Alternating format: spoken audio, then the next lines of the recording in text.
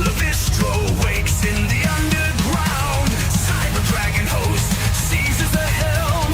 Dive into the madness of virtual realms. Welcome to DragonCast. Fire breathing wine, screaming loud. Lavistro's here to shake the crowd. Psychotic dragon ready to ignite. Hold on tight, we're taking flight.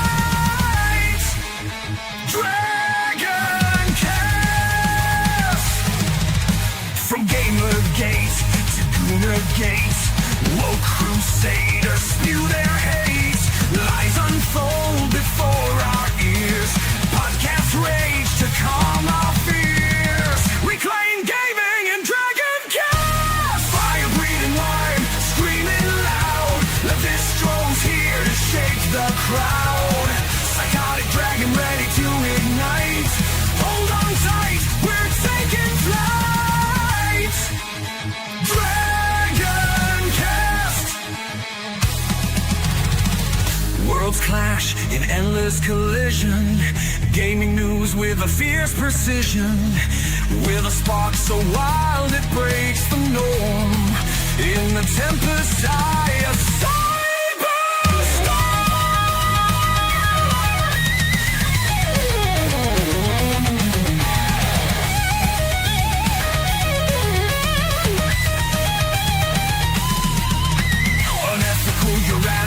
face the score. Truth burns with a psychotic roar. Corrupt suits sneer what they despise. DragonCast will open your eyes. Integrity found in DragonCast. Fire breathing metal, screaming loud. Lavistro's here to shake the crowd. Psychotic dragon ready to ignite. Hold on tight, we're taking flight. DragonCast.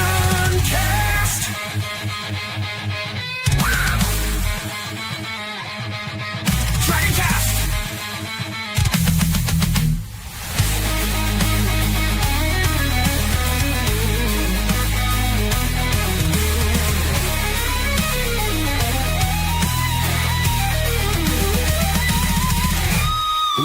Of justice cut through the dark.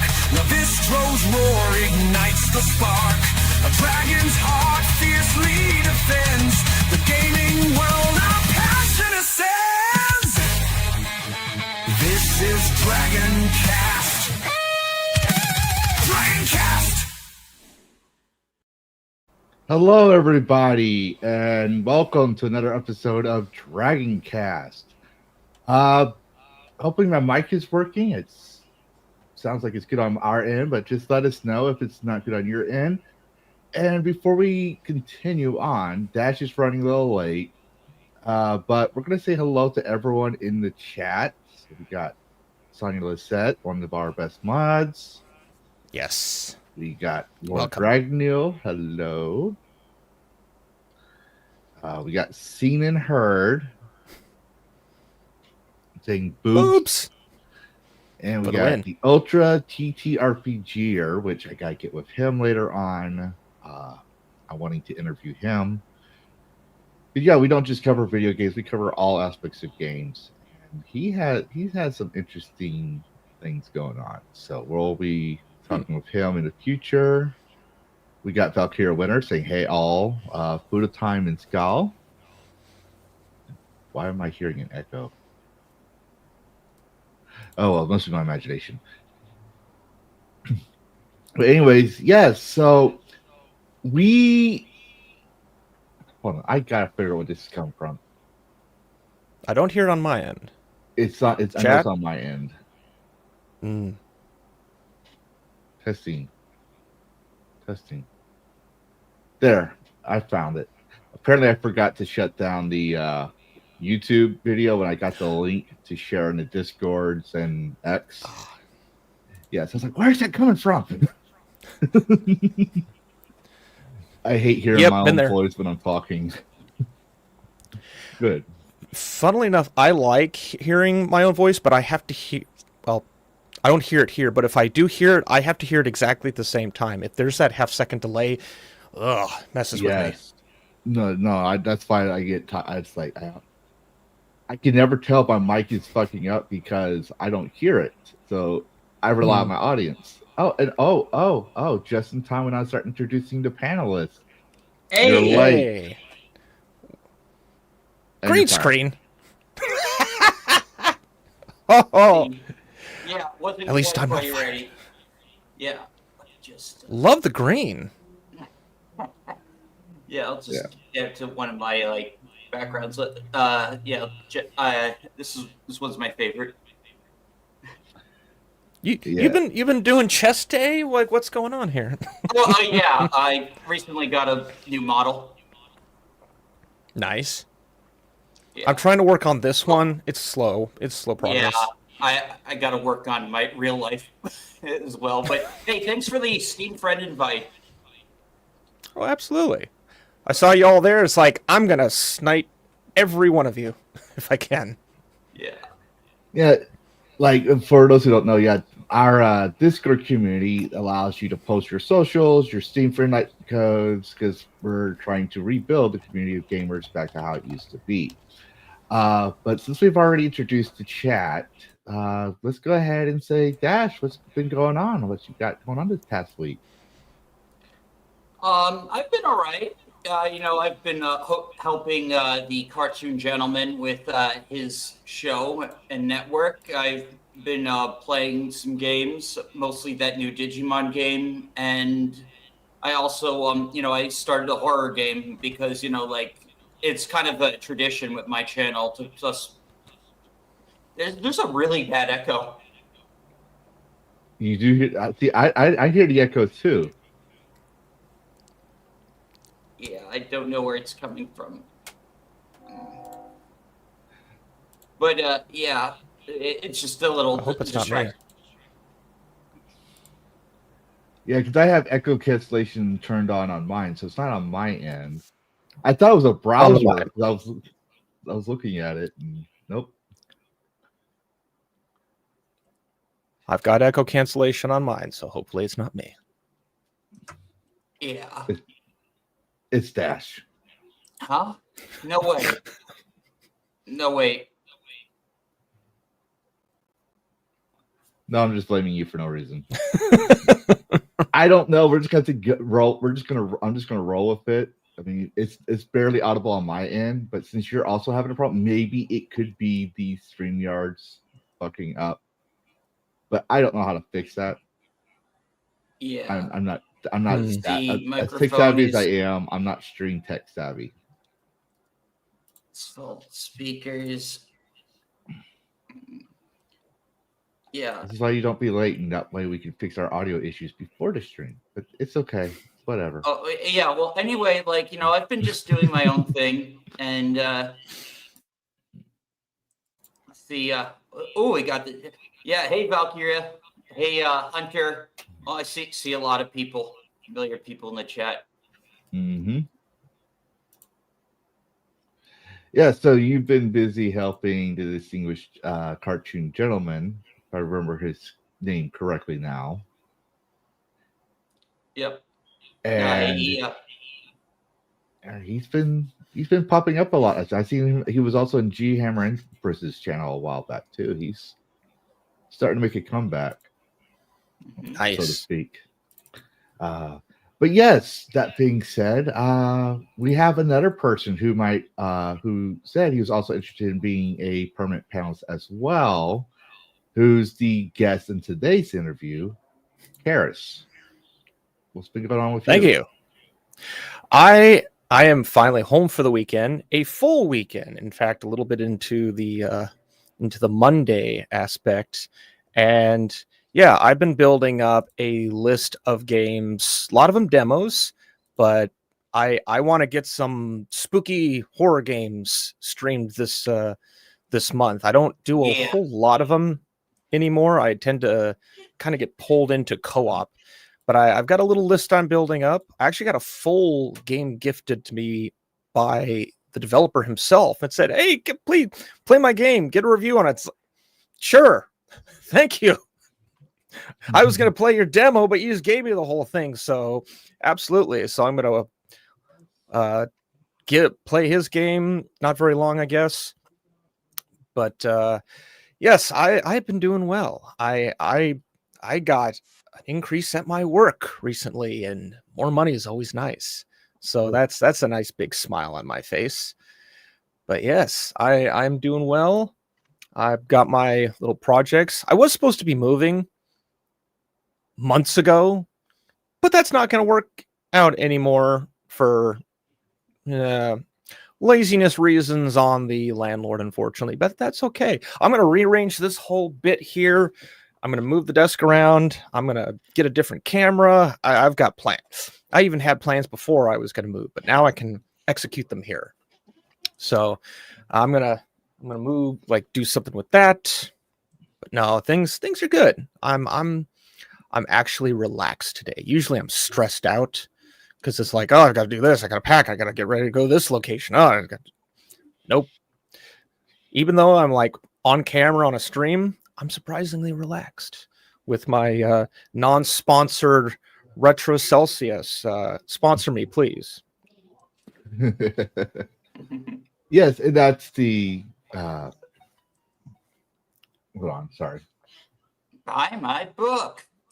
But oh yeah, you know what? Yeah, we're gonna do that. We're just gonna do it because that's what I was looking for. But you just Buy my book. Buy my book. Buy my book. Buy my book. But yes, Do I have a book? No, that's John Della Rose. Oh, that guy. Okay. He hates my ass, and he hated my ass for about a year now.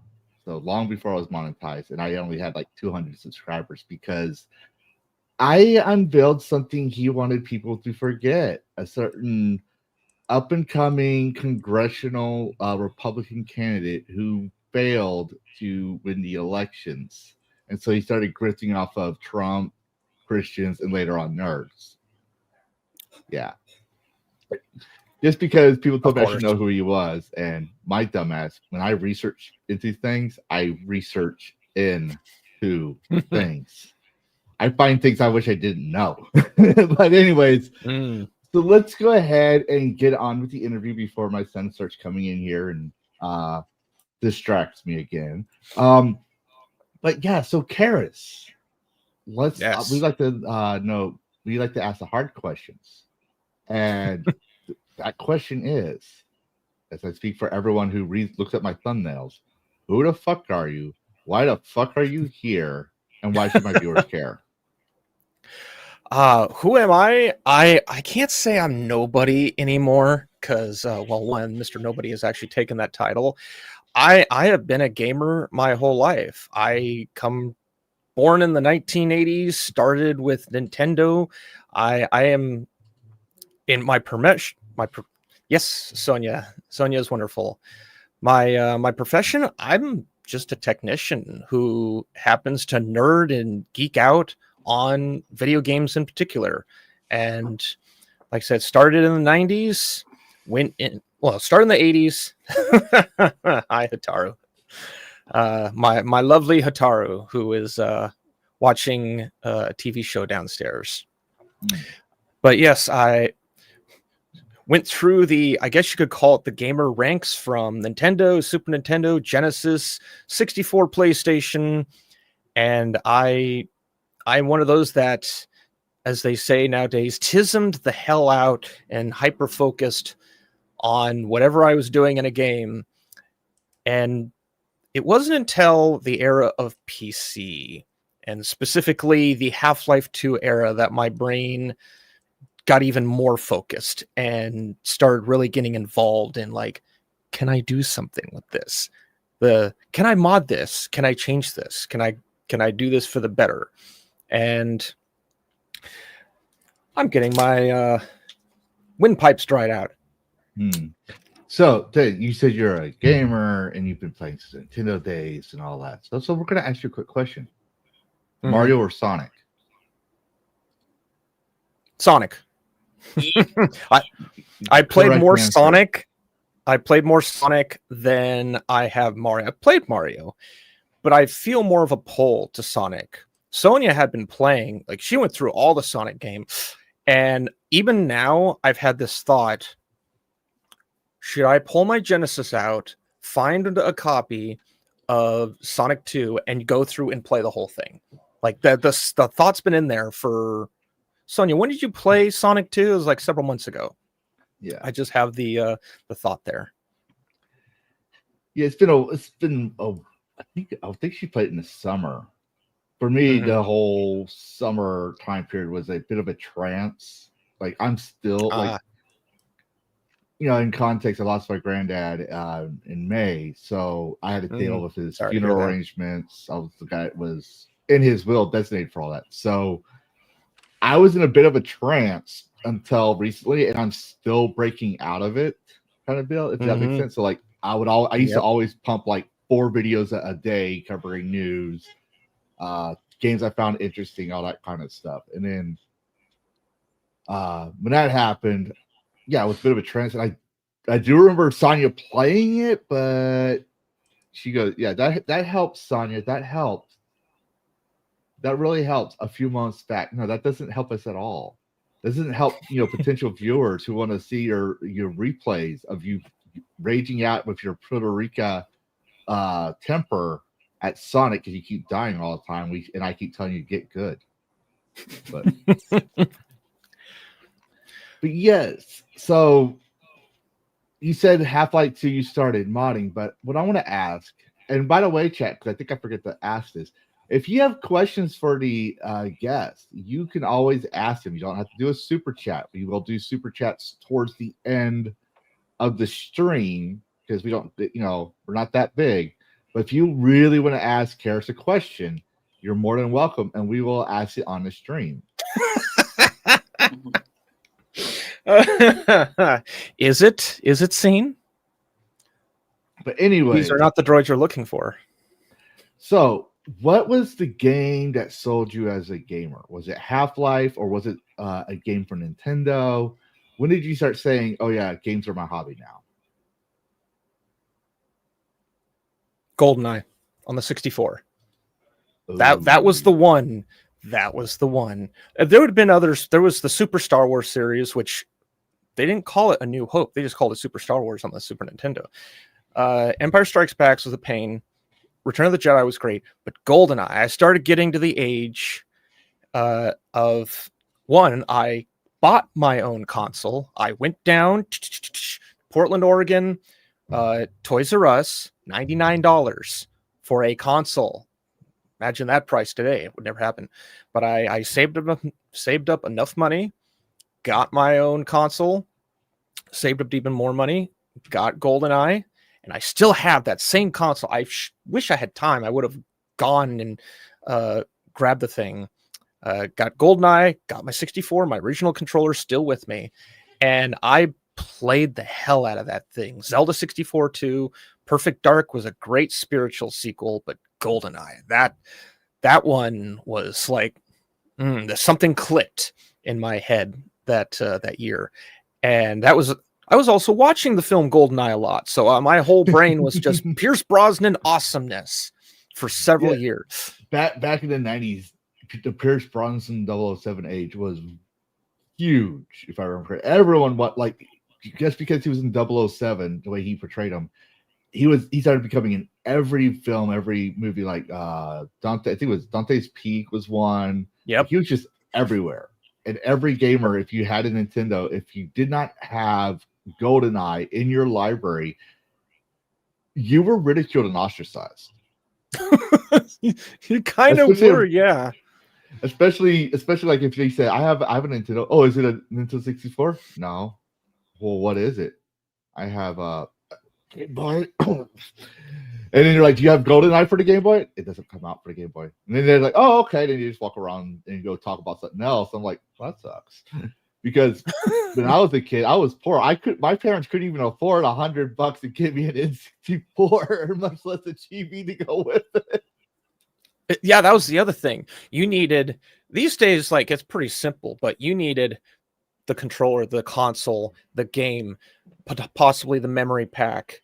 You needed the adapter cable, possibly multiple adapter cable. You needed a TV that worked. You might have needed some other piece of equipment. Like, you needed to be an engineer to set up your system back in the day. Nowadays, everything just like HDMI display port. You need to like unscrew stuff back then, fit it in, tighten it up. Ah, crap, this one's broken. Where can I get another one? Does John down the road have one? It was interesting back then. My dad would, when I was 17, I was able to get the Xbox, the original Xbox, and I scrimped and saved. Back then, obviously, I had a car, right? So we lived in a farmland area. So I worked with my dad. I worked at Walmart. I worked at Pepperidge Farms. At the tender age of 16, I was working at all these places, driving around. And then when the harvest hit, they would call me because I was that. You ever watch? Well, actually, that probably wouldn't be. That'd probably be teenage. Never mind. But I was that nerd that was ripped. So I was that one nerd you just don't want to pick on because I was not the sports guy, so I would not go to play football. And the jocks would pick on me anyways, which would get into fights. But I scrimped and saved every penny just to get the original Xbox and Halo. Nice. But yeah, that was what I find myself proud of, but it was also very hard to get. But relating to what you were saying, I didn't have an adapter. So I ran out of money. Damn. And I said, well, as long, because my dad loves his action movies. He loves his Conan the Barbarian. He loves his, all those 80s action movies. Predator. And I do too. Like, it's something that we shared, growing up. But I took away his RCA adapter that I needed for my Xbox to go into the TV. I was like, I'll bring it back later. I'll bring it back before he comes home. I just really want to try this Halo game. And I was playing for 12 hours. And he comes home from work. I don't hear his creaky truck pulling into the farmland. I don't hear jack shit because I'm so engrossed in that game. Until I hear, well, I'm going to just replace it with my character name here, Lavistro. And the window shook. I kid you not. The 1700s farmhouse window shook from how pissed he was. Single pane? Yeah. Yeah, and I was like, oh my God, I'm so screwed. I was like, I've never been in this much trouble. I already knew. I was like, yes, why does my TV not work? I was like, oh. Like, but Master Chief. No, I try to be sneaky about it and like pocket the RTA adapter to put it in because you don't know anything about that stuff. But yeah, he knew because my sisters ratted him out. My sisters ratted him out because I wouldn't help her shovel manure out of her horse's stables. I was like, yeah, that's your horse, not mine. So revenge. But yeah, continuing on. You had the Nintendo 64, and you started modding around Half-Life 2, you said. Are any of your mods still up and running? I actually went looking this up, and there might be. So, hang on a sec. There's one skin that... Damn, my throat. There's one skin, it's a reskin that I made. Obviously, there's many different reskins of Alex Vance. They're like flavor. There's more reskins of Alex than there are flavors of Coke and Pepsi combined. That's including the nude ones. But there is one that I actually got this queued up that I spent several years working on this. And for a time, I sent this to you in Discord. This reskin was actually part of, if you ever played Half-Life 2 and really got into the beta stuff, this was yanked and put into the Raising the Bar beta pack, which a lot of Half-Life 2 Gary's mod players utilized. Nowadays, it's been replaced by the legit model ported from the beta. There was the beta model design, which was leaked back in 03. But I took the textures and using some other textures as well, I built this thing pretty much from scratch. I even had to redraw. There's the seam on Alex's the side of her jumpsuit. I had to redraw a lot of like those seams because when you stretch texture, it pixelates and doesn't perform properly. So I had to manually fit all these texture pieces. And if you actually want proof, I have the original, the Photoshop file, which I could send you. So if you have Photoshop, you want to verify, poof, here's the assets that I used. Someone had yanked this, took all my little identifiers out, and put it into the Raising the Bar pack, and it was there for several years. And I knew it was there. I was like, well, that's cool. It's nice that people like that. Then someone, either the missing information team or someone else, had gotten the original model, put the, I guess you could say the animations and like the bone structure from the retail model, and applied that to the beta model. And now that is in the Raising the Bar pack. But for many years, this was actually in the pack. And I made versions of this for Half-Life 2, Episode 1. I believe this is episode 1 or episode 2 that I made a little promotional image for. But I still have all the files. The only place that I think you can get this anymore is a Russian website that is dedicated to everything Half-Life 2 beta. Everywhere else, file front is down. The Gmod download sites is down because like all that stuff's just gone. It's gone. It's lost to time. But someone might have put this up. You thought about re-uploading it one day? I probably could re-upload it somewhere. I have to.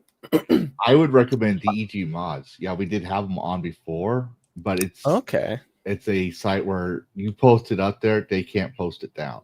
They can't shut it down. So, okay, yeah, unless there's proof of legal illicit activity or something like that. That's the only time they'd be able to, or at least not really take it down, but remove it from being easily accessible to the public. Okay. So I'll have to look for that one. Plus, we also have a mod archive. You can also just say, here, my mod, like VetGamerBoceifus, he's taking a little hiatus right now. But he's one of the panelists out here. He made, I'm not sure if it was Starfield or Fallout 4 mods. Oh, wow. And he also posts it in the mod archive. Because if you remember earlier in the year, people were finding out that mods were getting banned, and I was spending most of my time finding as people would tell me what was getting banned, I would go look for them, find the alternate sites, find the original files, and I would post them on my Discord with the alternate link so people could see, okay, here's this mod coming out, here's that mod coming out, here's where you can find this or that, because Nexus was being a pain in the butt. And I was like, yeah, you want to play that game? I believe mods are free speech. So therefore, you can find it on my site until I can find a better way to do this. That was before I met DEG mods and all of them. But yeah, this is take a note down on that. How'd you say it? DEG mods? Yes, DEG mods. In fact, if you look in the mod archives, he's in my approved mod list. Okay, cool. So yeah, it's the Dragon's Horde. It's the top of the file called Dragon Mod Archives. And then in the pinned comment, it'll see Nexus alternative mod sites. And it just shows a whole bunch of mods I listed. DEG mods is like the second one to the bottom. Not in any particular order. It's just basically when I wrote them in there, that's how I got them. Because like I used to make mods for Skyrim. But if I share my mods and like there's 2 that are still out there, but my dumbass put my actual name as my username because I was coming out of the military. So if I put my name out there, people find that out, and then I'll end up inadvertently doxing myself. So I don't like doing that. So I don't showcase that, and it's not that it's very, very popular. It's just that they've been around for a while now that people kind of still use them. So I'm like, okay.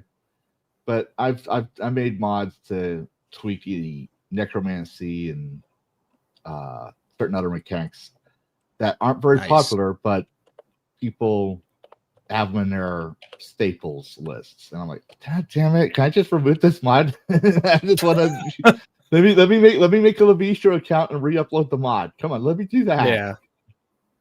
But yeah. So there's that. There's that reskin.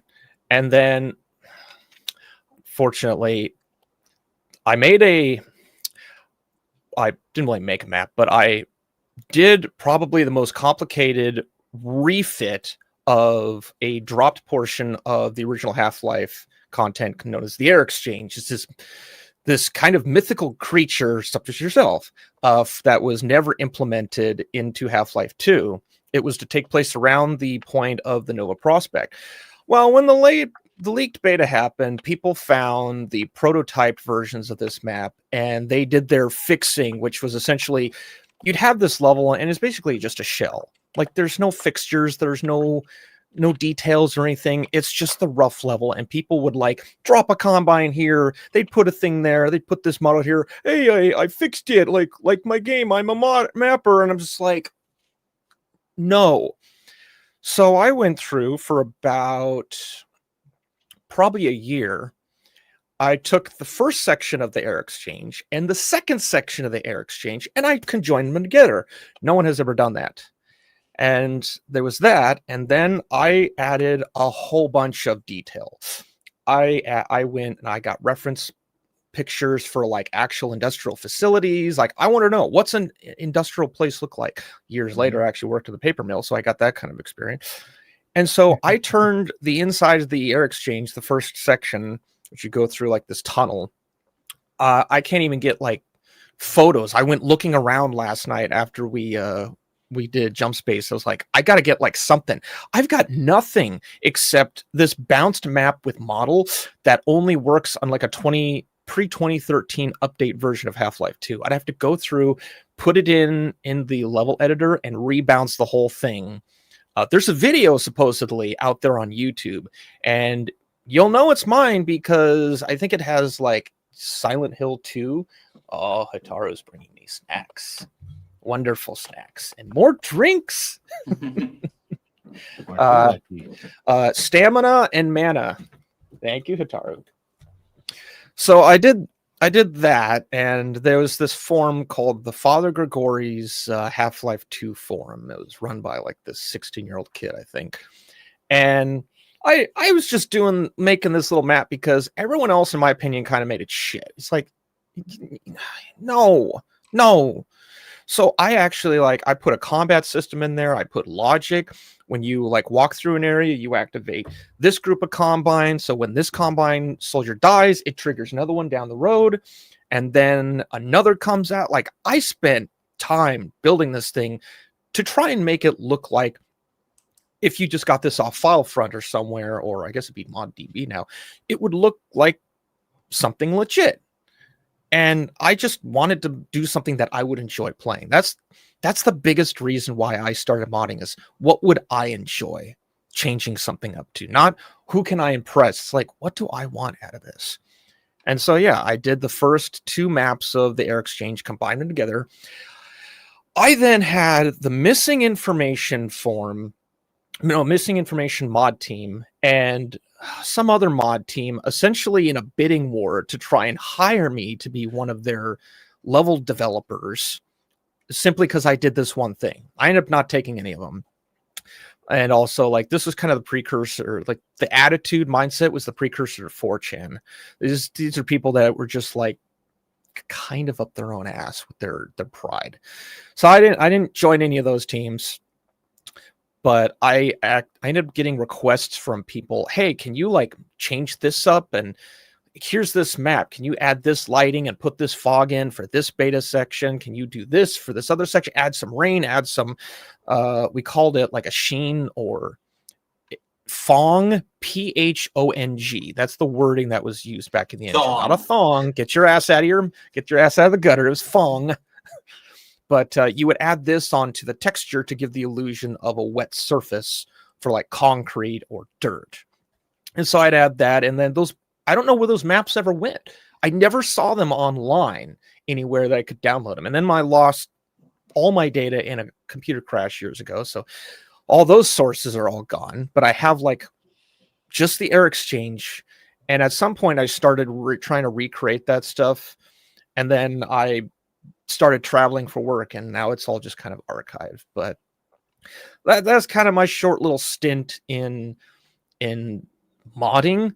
But I learned enough about this. This is the big stickler that I have with games, and it's one of the kind of big reasons that I've gone away from a lot of AAA and PC is optimization.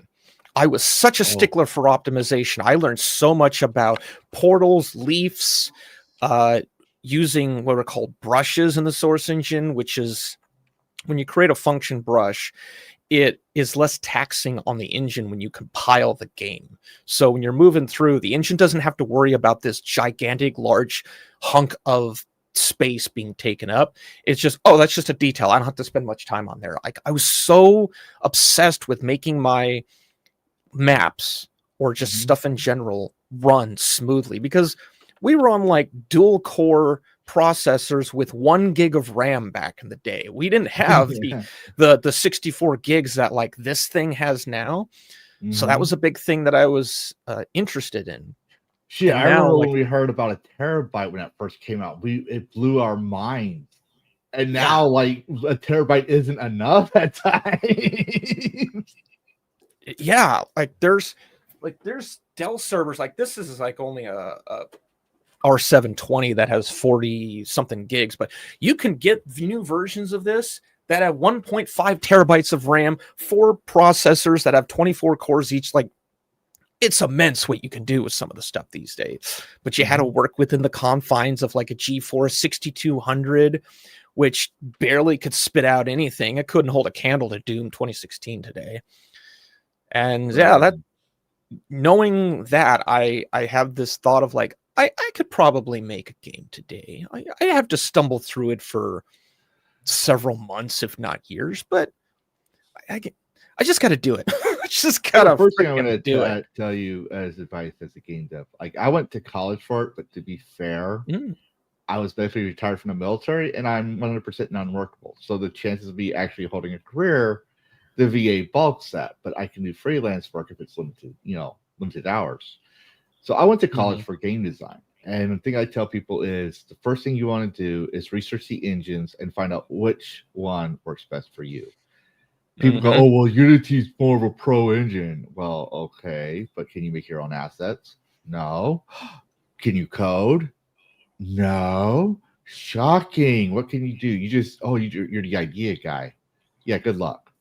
Unreal Engine. Okay, which one do you want to use? 4, 5?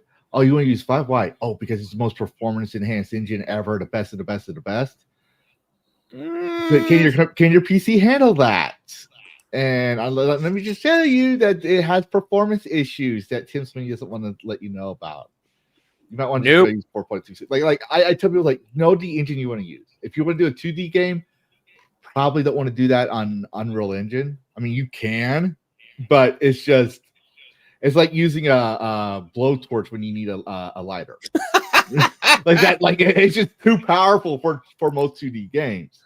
And I tell people, if you don't know anything, you're starting with 2D, I would go with Construct. That one's a puzzle piece. Like you puzzle piece codes. Okay. Like my son wants to do game design, and so I have to take him to his little game design club that he's with that teaches coding, and they're using Construct. And it's the easy. And when he comes home, he's not my level yet, but he's holding a 10. You're talking about 10-year-old able to hold a conversation about game design and game design theory with an adult. That's because cool. he went through a Construct, or like if you take like even YouTube videos, I'll teach you how to do things, but you need to know what engine you want. And access all their strengths and weaknesses. You can't be You can't be a fanboy. I'm sorry. This is in this industry. You can't be a fanboy. I love what Scene said. Unreal hardware expectations. Oh no! I showed him the API. I showed him the Unreal Engine API. So he knows. For context, I have a video about when what's his name? Richard Pitchford.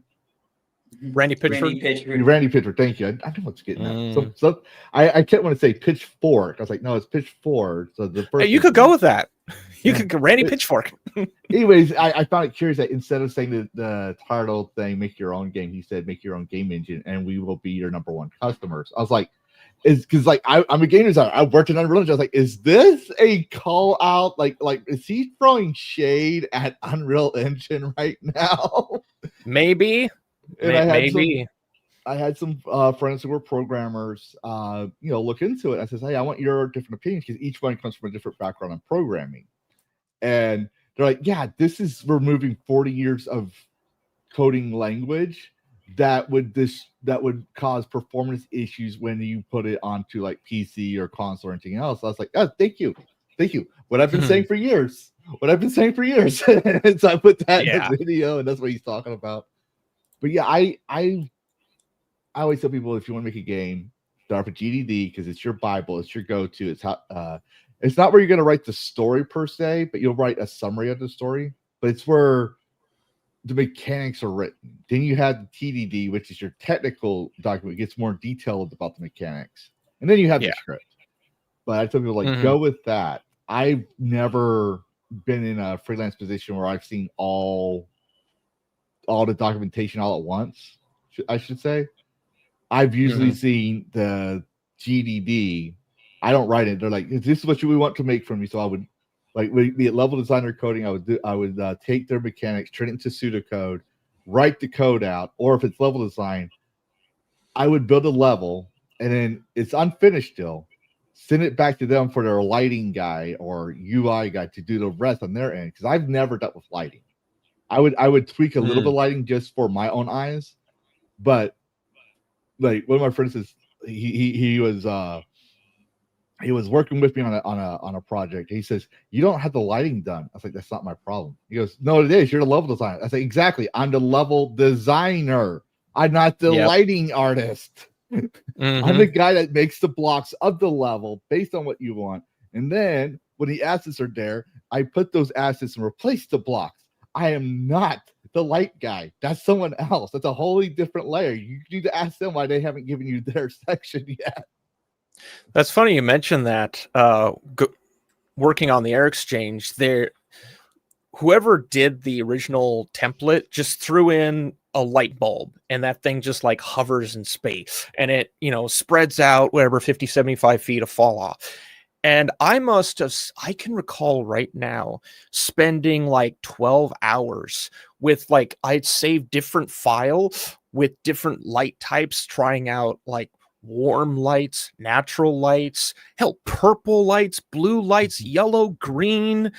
Cause I have somewhere like the Raising the Bar book that Valve put out. And one of the things that they had talked about is the different themed lightings, how like blue was always an indication of like harm or threats nearby, whereas warm was a much more welcoming light, and I wanted to emulate that.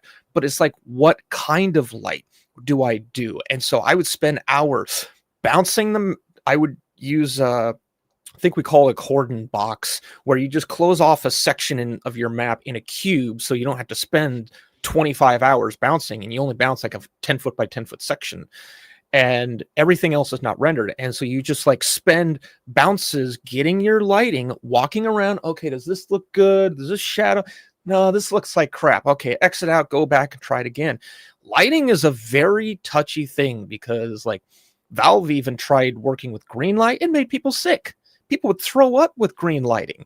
And so, yeah, you can't just like throw light in and call it a day. It's got to be psychologically accepting and welcoming. Or if you don't want it, like you want to, I constantly think back to the film Mandy, which is very heavily stylized movie. Nicolas Cage, I recommend watching it. There'd be scenes where the entire set, the whole shot would just be bathed in dark red with black surrounding it. It's just this very foreboding scene, but it's all red, and it's like, it's not welcoming, but it gives the tension that you want.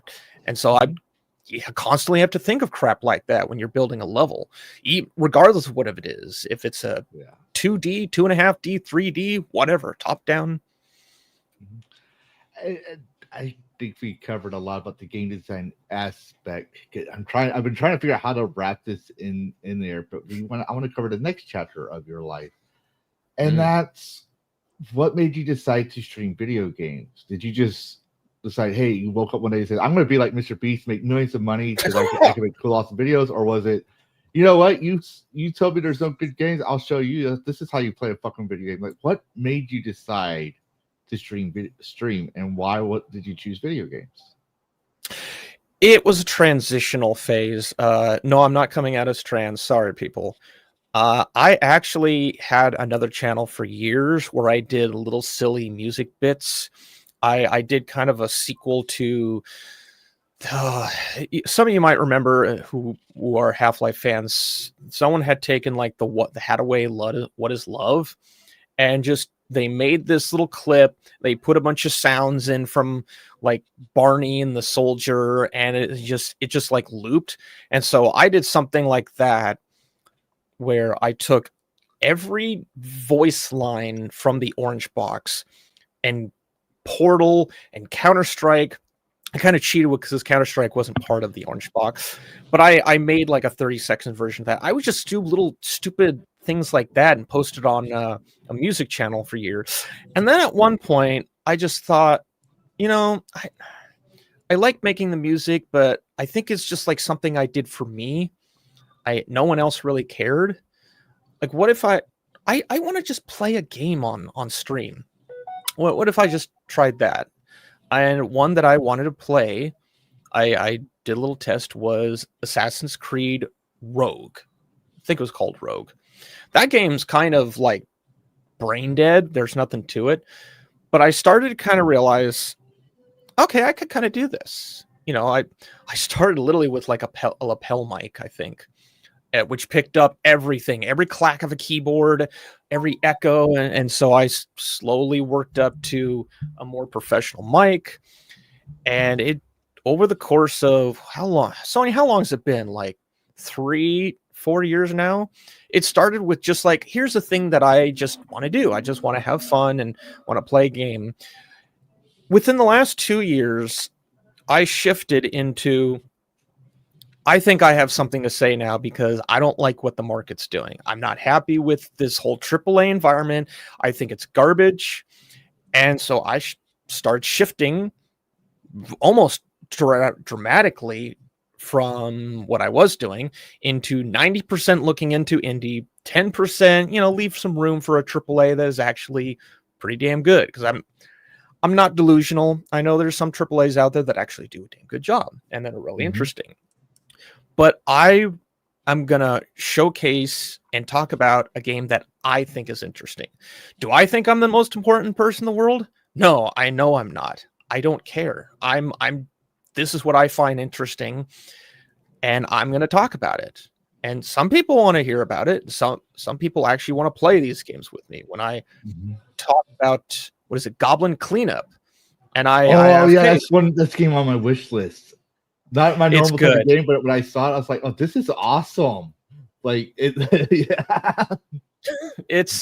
I streamed. You go watch the stream. It's janky as hell because I was using equipment that wasn't quite good.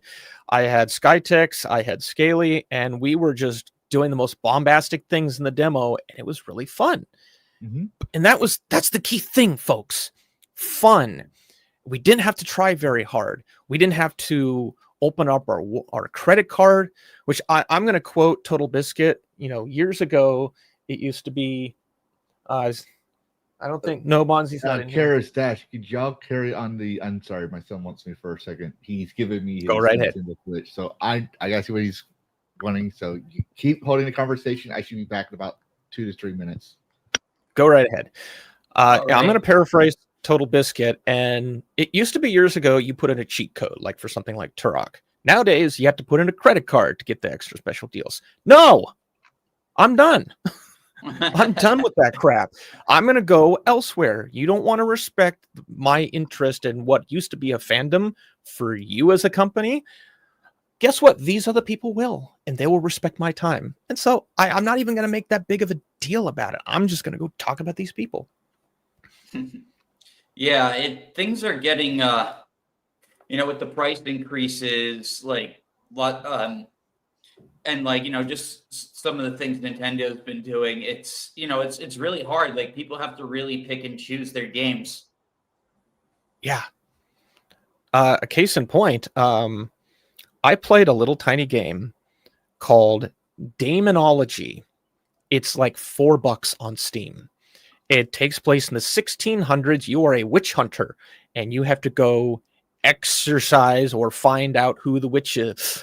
I can't bring myself to play this on stream because it's a pixelated style game, but it's kind of violent in the implications of what you have to do. Like, people thought Amnesia: The Dark Descent had violent implications. This actually shows some of the stuff you have to do, but it's this tiny little game, and it captivated me. It was interesting. I'm like, holy hell, like, I've got to kind of do some nasty things, but there's an end goal there.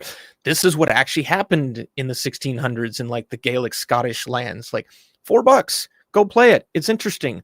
Versus Battlefield 6, which probably is good, but $70. Some people's paycheck is $70 or less. No, I'm done. I think the Dragon's back. No, I thought I heard him in the background. But yeah, it is like, and then you get like games like Silk Song that are just like a steal. Oh, yeah.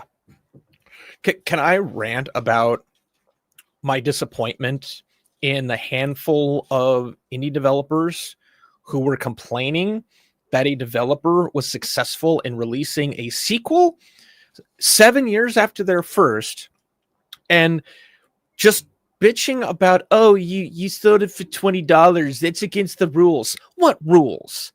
You sold a game and made a lot of money and made people happy that people could afford.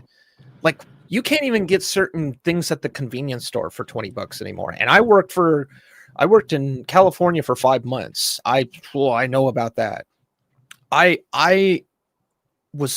That kind of got under my skin a little bit, that people were just like, no, well, now I have to charge more. I can't give it away for free. No one's saying you have to. You're literally jealous that somebody else was successful and you're not. Like, release your game. If your game's good, release it. But instead, these devs are upset. And it's like, you jackasses are giving indie devs a bad name. I'm out here trying to showcase, and others are out here trying to showcase that, hey, indie devs actually care. And these handful of jerk-offs and jackasses are just like, I can't do $20. Why not? Yeah. Did you make your game too expensive? Tyler from Australia made his game with a Q-tip and a freaking, damn, I can't think of the line. A Q-tip and a Swiss Army knife. Yeah. And look what he did with it. It made millions. Better, more not one that a better reference that people will know. Tony Stark built this in a cave from a pile of scraps. Yep. just putting that out there. But yeah, like, I'm not Tony Stark. I think you and I were talking about it last night with Scene. We were all playing Jump Space. You jumped in towards the end of the stream. But yeah, his character will also be showing up when he feels like it to Red Shirts, our Friday stream. Yes. We were going Jump Space, but we were talking about how we felt that the developers had passion and a love for the game because you saw so much hilarious stuff, like, for example, shoving a radioactive tube down the toilet. You could literally sit on the John and jump space. No Man's Sky references. The main ship itself, it looks like a reference to Star Wars. Like, they're like even the opening cutscene. It has a reference to ID4. We will not go quietly into the night. That's one of the most iconic scenes of the movie. It has so many pop culture references in the game, and yet it's unique. It's its own thing. And it's the same core loop. Every game's the same, right? Like regardless of what mission, it has different missions, sure, but the core loop is you go into your base, you select a mission, you go jump and collect items, artifacts, and shoot robots, and you come back and do it again. And yet it's fun. Like, especially for our play style where we're just pure chaos. Like we've ran each other over in Satisfactory. We would play we would join up together and like we have our own Conan Exile server. Like we didn't start out as red shirts. We were originally part of someone else's thing before he left that Furious Dance, where he had Gooners for Life, and then he put that on hiatus. I was like, well, let's continue this. This was fun. That's how we all met. But we played games where people had passion for that game, and we just sit there and we have fun, and people just like to watch us, beat each other up or cause some mayhem. Like I kept this past year, I kept dying a lot, and it was because of a glitch that said that my health was full, but if you looked at the corner of my screen and not the full health bar, it said 50%. I was like, why do I keep dying? Why do I keep dying? You had a debuff. Yeah. Can I mention another reference? This might just be me, but I think there's a Half-Life 2 reference. The basic handgun. It reminds me of the pistol. Hi, Bonzi. Welcome to the stream. This is Bonzi. She's also a star. It's either the pistol reminds me of the pistol from Half-Life 2, or it's the pistol from Doom 2016. I haven't fully decided, but it's very similar in like construction to me. Yeah, just like every time I see it, it's like, really? Well, the pistol also reminds me of the fusion cutter in Dead Space. Some of the maybe that's it. Maybe that's it. Because I'm playing I've been playing Dead Space, all 3 of the games lately. Because for me, I do horror games in October. Last year was straight up just Phasmophobia, and then I played a couple of games. Yeah. If you haven't played that game, totally awesome. I've beat every achievement in the game. I'm one of those under 1% of gamers who's done the Gold Apocalypse. So yeah, that was brutal. I did that on Christmas though. I ran out after Batman or Arkham Origins was done. We didn't have a whole lot of time left because I finished it on Christmas Day. I think including DLC. I was like, okay, we still have 5 days left. We're just going to do this Gold Apocalypse thing. So I have nothing before KCD 1, and we were going to play KCD 1 to get ready for KCD 2. But yeah, I was actually surprised I beat the game with and like the ghost you want in an apocalypse is the Deogen. That's the ghost you want. But I didn't get the one I got for the Gold Apocalypse trophy, and it took me 2 weeks to do it, was the Revenant. And that's the one where as soon as it sees you, it speeds up like Sonic the Hedgehog. So I had to time it just right. Yeah, I had to time it just right to where I could take the picture and he disappeared before he can grab me. If I was just a millisecond off, I all my hard work would have been gone. And it's in my Lavistro Place thing where you see the ghost appear and then disappear, and then you see the Apocalypse trophies. That's like one of my proudest achievements. I was like, I did not think I was ever going to get that, because when I saw the request for that achievement, I was like, yeah, that's one achievement we'll never do. I was like, I'm not that much of a what was it, masochist or sadist, whatever it is, where you completionist. Yeah. No, I'm a completionist. But I'm a completionist, but I'm not gonna abuse myself that bad. I am so rusty on that game Phasmophobia. I am rusty as hell. I need to get back the Halloween edition coming up. So if you ever want to do a co-op, Riva or Rival Kyrie, she's interested in playing it too. So I told her, yeah, we could do a crew on that one. I can fund it. I'm almost at all tier 3 gear. Now I can't do Apocalypse with y'all, but we can do a few runs so y'all can familiarize yourselves with the map. Nice. But yeah, I got 2 last questions for the interview. You mentioned her name before. I'm assuming it's a she. Hotaru. Hotaru. Yeah, that is my girlfriend. Oh, that's your girlfriend. Okay. Because I didn't know if that Yes. was, you were mentioning her like she was your director or something like that. Kind of. She runs the Discord with me. She, like, I bounce ideas off of her, and it's like, what do you think about this? I'm feel like really dumb on this one, and like she'll give her thoughts to me on it. Like we had to ban someone from our Discord who was very. It was a bad thing that went down, and it went down overnight over the course of 4 hours while I was sleeping. And then I just had this situation to deal with, and like I was just bouncing around with what to do. It went from the interaction. I won't go into much, but it was supposed to be like a 420 reference, and then it turned into like Hitler's birthday joke. And I was just like, what do I do here? Like, and so I just explained the whole situation, and Hitaru's like, ban his ass. Like, all right, done. Like it was that simple, but it's like I needed a counterpart, and you know that it's good to have. It's very nice to have. Yeah, Doctor, you do have a point, because I do have one to share on this one. I won't mention the person's name, but I have yet to ban someone on my stream. I do have a do not allow, like a blacklist based on their, because like I'm a mod for Hypnotic, and yet on Saturdays I don't mod for him because clearly we run over his stuff.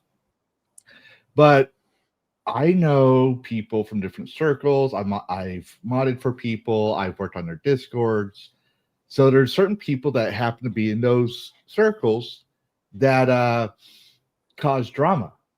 And so I have a blacklist for that. And I said, okay, if these people come in, ban their ass. I was like, I don't want to deal with the drama. And this other individual was not part of that drama. And I was like, okay, we have certain rules. This is a free speech server under terms of service. The only thing that's excluded is politics, because, well, to me, politics and gaming do not mix. Like, politics is the enemy. Like, yeah, sure, Dash is mostly right wing. You're probably similar, like centrist right wing. Probably, I haven't really figured your politics out. Me, I'm classic liberal, so I'm more constitutional minded. Right. I'm curious of where I sit. You'll have to let me know where I am, assuming that you go down that rabbit hole, because I haven't taken the political compass in 10 years. The political compass is bunk. Political compass is based on David Nolan's political compass, which you try to separate libertarians from Republicans and Democrats, and but people still use that political compass and they try to justify it. But I'm like, yeah, if you literally look at politics, it's linear. And if you look at especially the American politics, I'll give you a little history. The founding fathers wrote that the two extremes are tyranny and anarchy. So the more you side with a certain party or partisan politics, the more towards tyranny you will go. Because you'll want to, if someone doesn't toe your line, you're going to want to shun them, abolish them, call them the enemy, whatever. And I've seen this in every party line. I've seen it everywhere, and that's why I don't do politics. I'm like, oh, you sweet summer child. I was in under 2 administrations where both sides voted to not give me the stuff they needed, yet they voted to enact the Patriot Act and had the president go to war without a formal declaration of war from Congress for the Constitution. So I got blown up from that. This is why I don't do politics. I have my beliefs. I have my civics beliefs. But when it comes to games, we don't do politics. And I said, it's like, that's the only, keep the politics in the political channel, which if you look at my Discord, there is no political channel. This isn't a typo. This is a mix-up.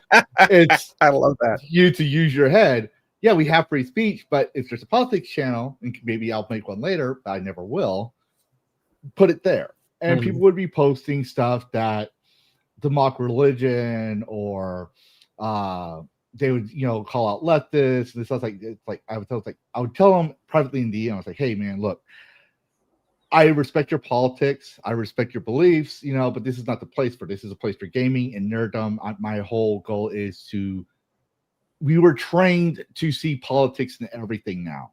Like, that's how I feel. I was like, and I don't want to see that even if I agree with it, I don't want to see that in my server in my house. So please don't put that here. If you want to do that, and I would list all the servers he could post them on that has a political standpoint.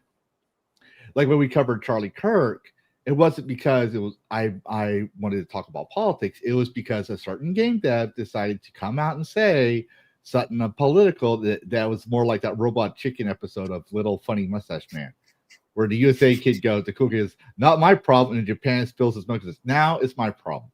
I was like, okay, now you're in gaming. Now I can talk about it.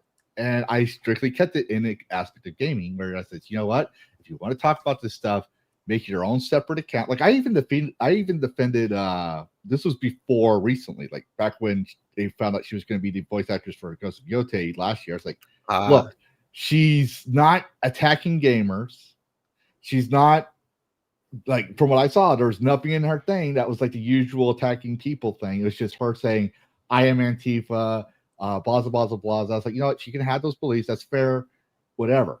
Then lately she started coming out because people don't like her game. I was like, yeah, I can't defend you. I was trying to say give Ghost of Yotei a chance, but nah. Yeah. Because I believe in the merit. But this guy, he kept posting these things.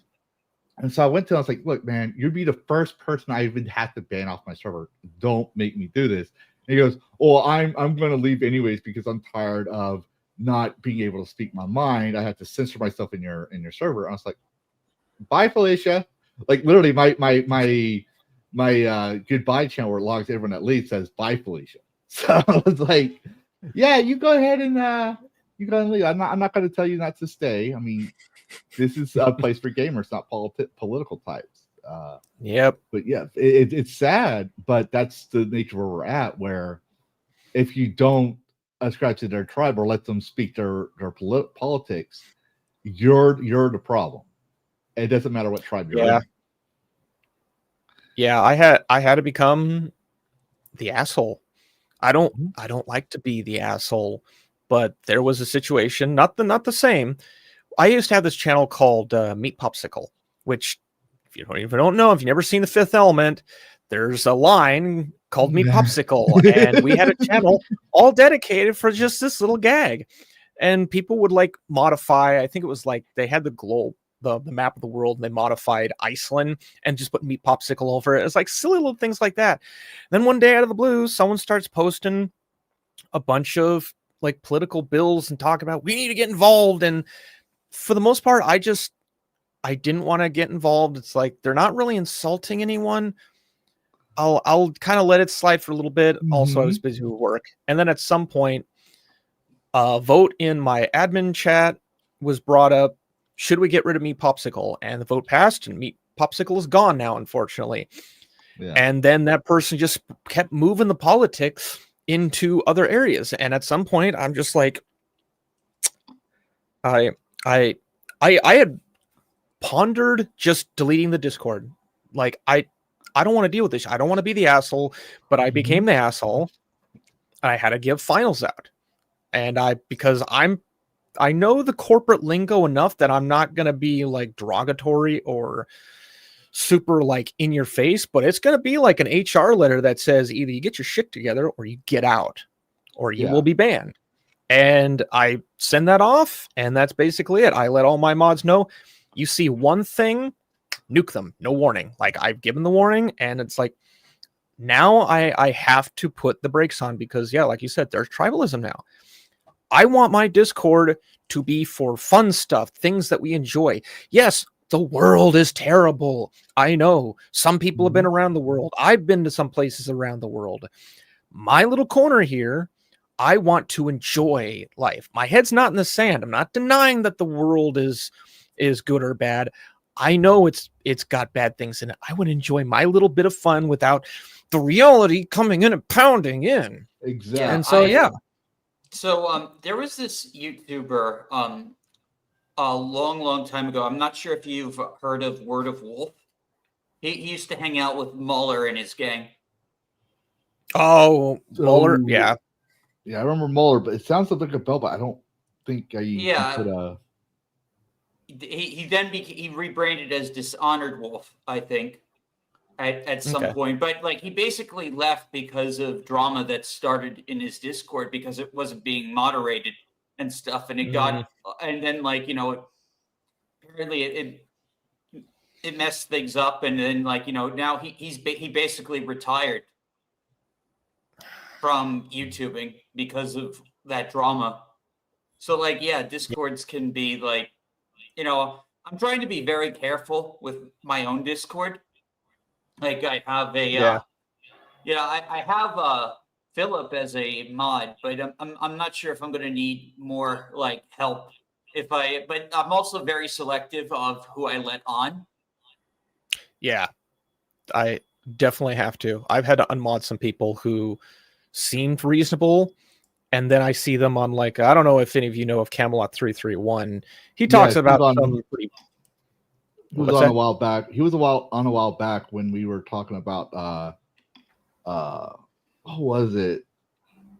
I forget, but it was something that went on with him in the Games Expo issue. That's what it was. The Games Expo issue. Oh yeah. He just popped on one day, and I was like stoked because I haven't watched Camelcast in a little over a year now, and it's not because I don't like it. It's just I just moved on to other things, and it just happens that way. But I still try to make it. I still try to catch the replays. And he comes on and explains his bit. But yeah, we've had Camelcast on. In fact, I'm trying to get him on for an interview as well. Cool. He's he's in Las Vegas right now. He's trying to get me. He'll message me and like, you gotta come to my races, man. It's like I know I'm busy, and also I don't have money set aside for that crap right now. But he had some mods that were my mods, and I would see. I mean, I try not to do the Patreon thing where like, oh, you have to act properly across all platforms. But if I see someone really just acting unhinged out the ass, I'm going to unmod you because I don't want you acting that way to my people and to me in my stream, in my Discord. So unfortunately, there's a few times I've just got to push people away.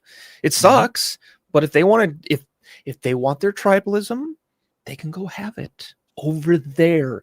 Get the 10-foot stick and just go over there. Yeah, I'm not gonna mention names of Discords that have that, but there's quite a few Discords I just have on my list that's always tribal. They ran amok with the politics that it stopped being a nerd focus into a political focus, and then when they chased all the nerds away, they had nothing left to talk about because it was an echo chamber that they left too.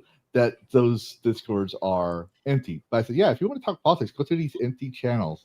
Mainly just as to kind of give them a warning of what's going to happen if you keep talking politics. Like there's a time and place for it. Like for example, Charlie Kirk incident, horrible incident. Let's talk about it in a political channel. Okay, Charlie Kirk's a game designer mocks the death of a husband and father. Do we really want to reward that company when they have an employee that mocks the death of that person? We're not. Clearly, I'm talking about Charlie Kirk here, but now I'm putting a different perspective. Do we really want to associate ourselves, or even as like you have a stepson, so you're a parent? Would you want your child playing a game that was family focused, built by someone who was mocking the death of a husband and a father? That's when it becomes into the gaming spectrum, and we keep the politics out of it. We got to humanize this thing. We got to explain that this is not, even if it was just a regular person, this wouldn't be right. And then we just move on from there and go into different aspects. Politics likes to drag things out with no solution, and I don't like that in my Discord. So I hear you, like you said, you don't like it, and the thing is, it's like. I point this story from my experiences in the military. When I was deployed, we had a USO tent, and the USO tent would allow 4 nationals to enter the tent. It goes to a rec room. It's not Army owned; it's private owned. And I would go in there to get my free snacks and all that stuff from there because they run their own stuff inside this main cab. This main fob, and when we would do our supply runs, and they said be back here at a certain time, I would go straight to that tent like everyone else, because I was like, we didn't have a video game console, we didn't have a lot of computers to run around, we were a combat arms unit, so we rarely had a whole lot of downtime. So we go in there, and I saw an Iraqi soldier and an American sergeant playing Call of Duty Modern Warfare, and this was at the time period where 2 years earlier, their political leaders would have told them to fight each other to the death, clearly. So I'm like, games do more to heal, differences. Because when you put your politics to the side, for example, one of my friends, he's a communist. He's straight up communist, and we make jokes where he calls me a capitalist pig. I call him a freaking commie, right? But we love playing video games together, and because he's not a streamer or anything, but he's also an indie game dev, and he makes some decent games. Don't get me wrong, he makes some decent games, and I won't mention his stuff because people are going to cancel me just because he's communist. His brand of communism is he doesn't believe in the global revolution. He says this is where communism was wrong. He believes it should be voted on. I was like, you know what? I can respect that. It can't be forced. It has to be voted on. He does not like the woke element, but he's a communist. I'm not glorifying communism. Communism, I hate communism, right?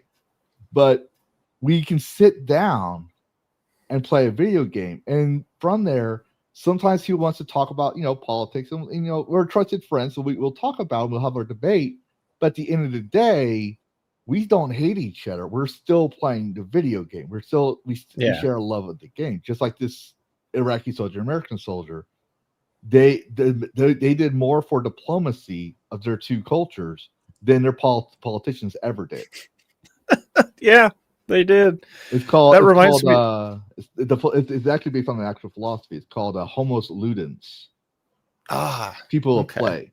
If you haven't, I would recommend reading that book. I can give you information for that after this. Definitely.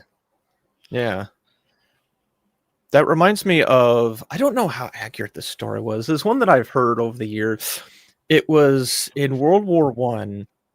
I think it was World War One. The British and the German. It was like during Christmas time, when it was the one time that both sides put their guns down and they like carefully met up and had like a little Christmas on Christmas Day. Like that's the one time where they were actually able to come together and just like talk and intermingle with each other. And I don't know how accurate it is, but I want to believe like on Christmas that they would have actually done that. Like people will try and find a way. Yep. Yeah, the Christmas even though TWG mentions it. Yep. Am I calling you a commie again? Yeah, sure, we'll go with that. No, it's not seen and heard, but yeah. But yeah, I think we covered all the topics. There's one last one. Now we did talk about it when you were here with the multi-panel we had about games making us violence, the last DragonCast episode I had before the 2-week hiatus I had. But I don't know if I asked you this question. I may have asked everyone, maybe not, but just to refresh it, would you say games have affected your life in a positive way? Has it made you the man you are today, or would you say it's been more negative and we should put away our childish things? Like, what's your take when it comes to gaming in your life? Gaming has not only complemented my life, it has been a form of therapy.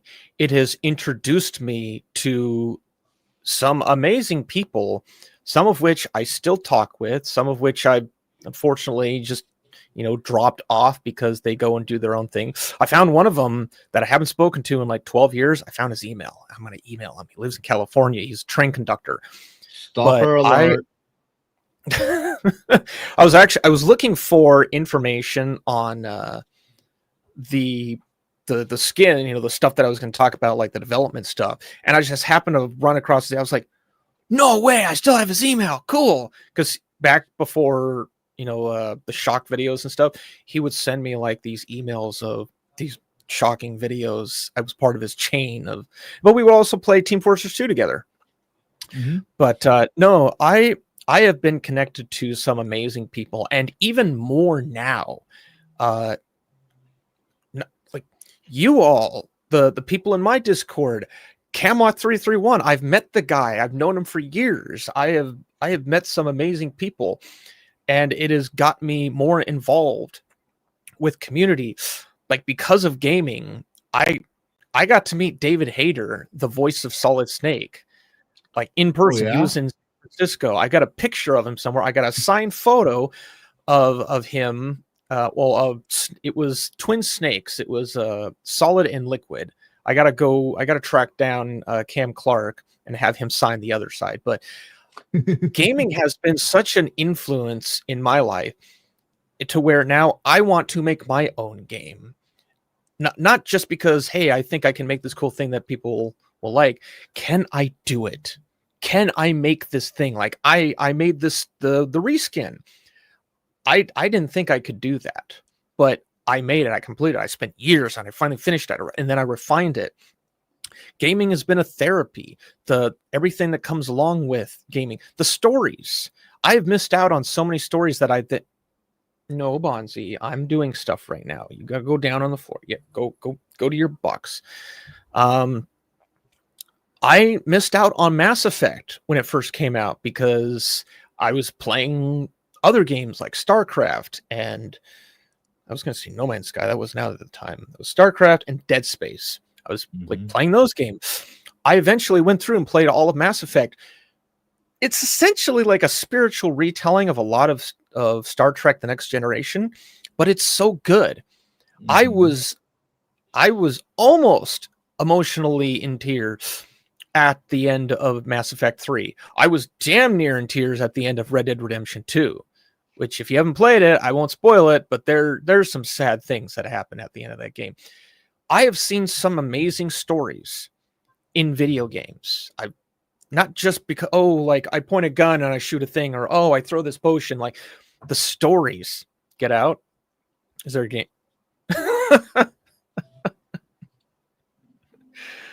I don't know what that's in reference to, but okay. No, I'm not throwing Bonzi over my chair. Bonzi likes slap time. And whenever I'm having a conversation, she always tries to be part of the conversation. No, video games have, when I get really pissed off at something, I play a game. You know, I find a game that calms me and allows me to have my therapy. And you know what? It's free. I don't have to pay $250 an hour to some therapist to be like, tell me, how does that make you feel? Like, no, I can go and play a game. I can find an interesting story. To use this streamer as a therapist, please insert cash or select payment type. Oh, yep. And I could ramble forever on how games are. They are kind of my drug, you could say. Like some people, they hit the bottle, they hit the cigarette, they hit the needle, they hit the treadmill, I don't know, they hit the bar, they hit the TV and watch the sports. Yes, they watch the sports. Mine is be addictive based on the moderation you fail to apply. But yes, I mean, I'm not going anywhere robbing a bank so I could get my latest Mass Effect fix. I'm not going around. Not going around driving on the wrong side of the lane because I'm too high on my dopamine from playing Dead Space. No, I'm not neglecting my children just because I have too much quality time on a video games. I mean, that does happen. Don't get me wrong, that does happen. But everything can be addictive in moderation. If everything can be an addictive issue, shopping can be addictive. I mean, how many of us have a backlog of video games because we want to buy this game because it goes on sale or whatever, and we don't play it until 5 or 6 years later? You know, like there is that. But gaming, like for people who don't know, like gaming actually does help your mental health. Yes. The V8, the Veterans Affairs, found this. I covered a video last year. The Veteran Affairs discovered that veterans with PTSD seem to do well if they were required to play 1 hour of game a day. That's literally why I stream every day. It's like that's why I'm a little bit more sociable. It's because of video games. But it's powerful. It really is.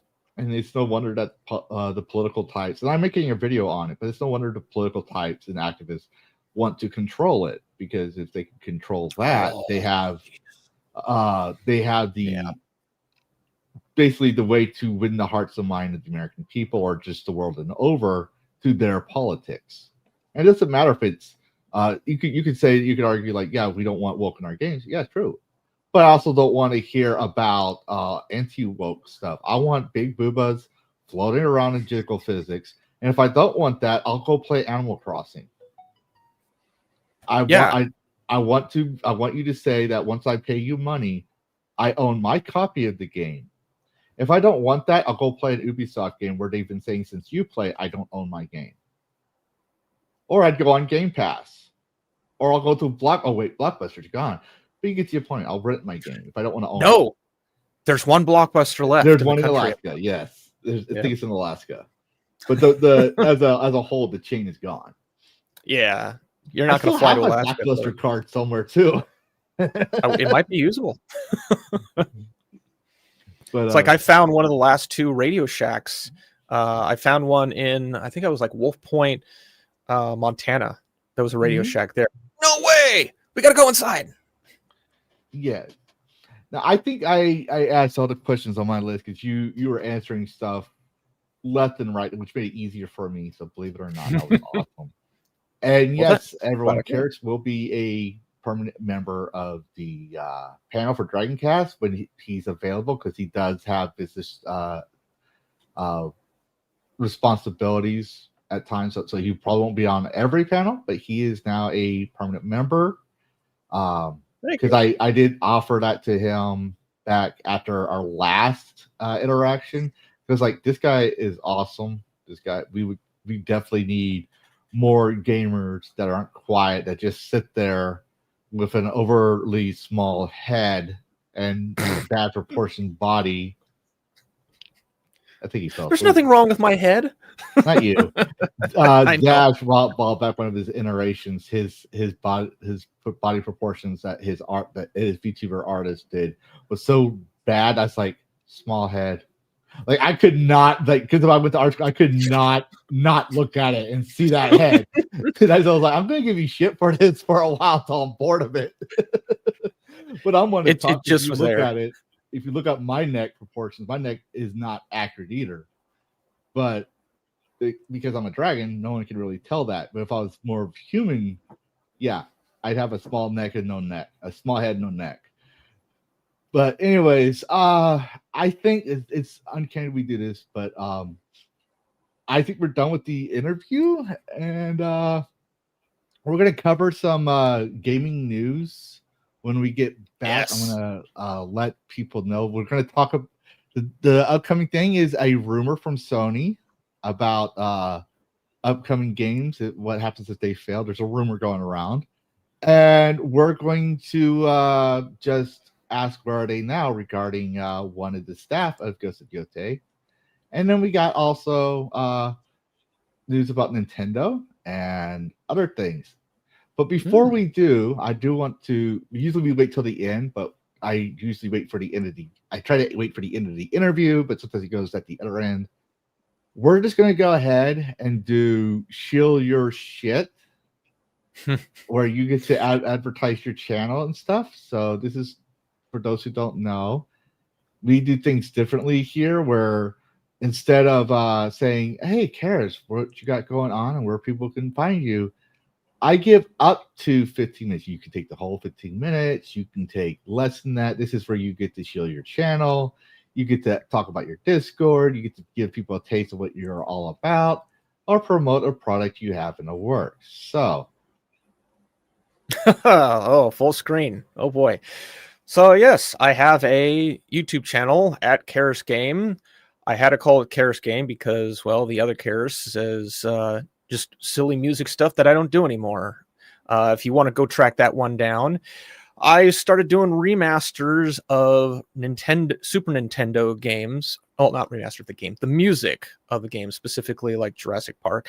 Yes, I do. I do have a Twitter. I've started tailoring it to more focus on.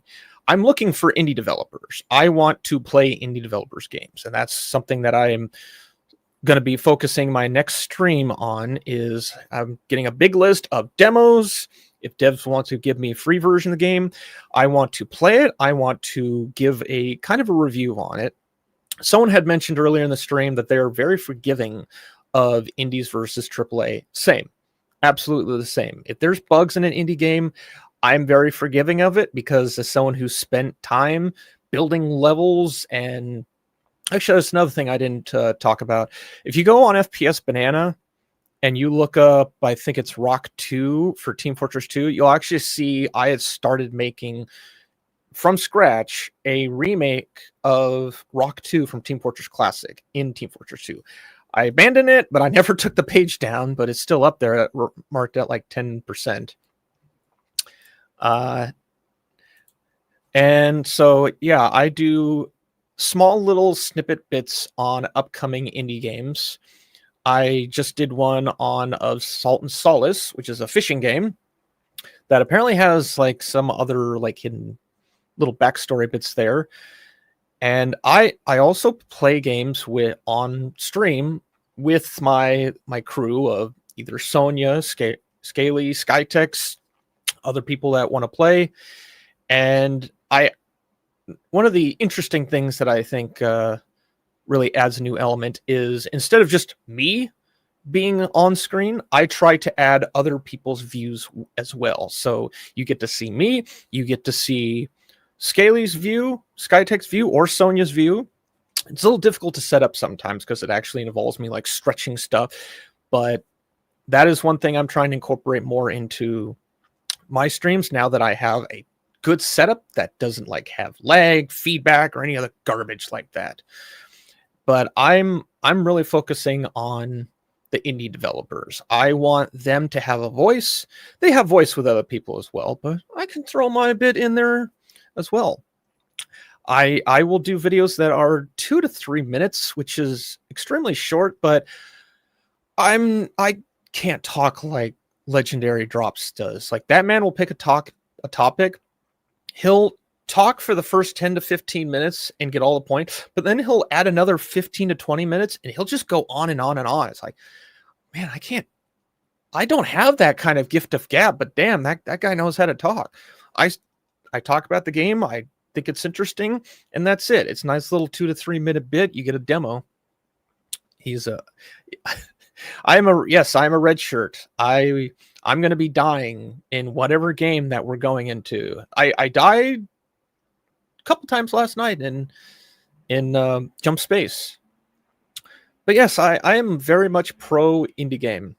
I don't know that there's much else to sell on that other than I understand indie games, I understand indie developers. I talk with them. A lot of the videos that I do now, I talk with the developers. I get their feedback. Of Salt and Solace, the script was 90% Sam's actual writing that he sent to me. And I just said that. It was like, there's nothing to change here. This is perfect. I can add my bit at the beginning. I can add my bit at the end. But the indies don't get enough credit anymore. And it's unfortunate that there are a lot of people out there that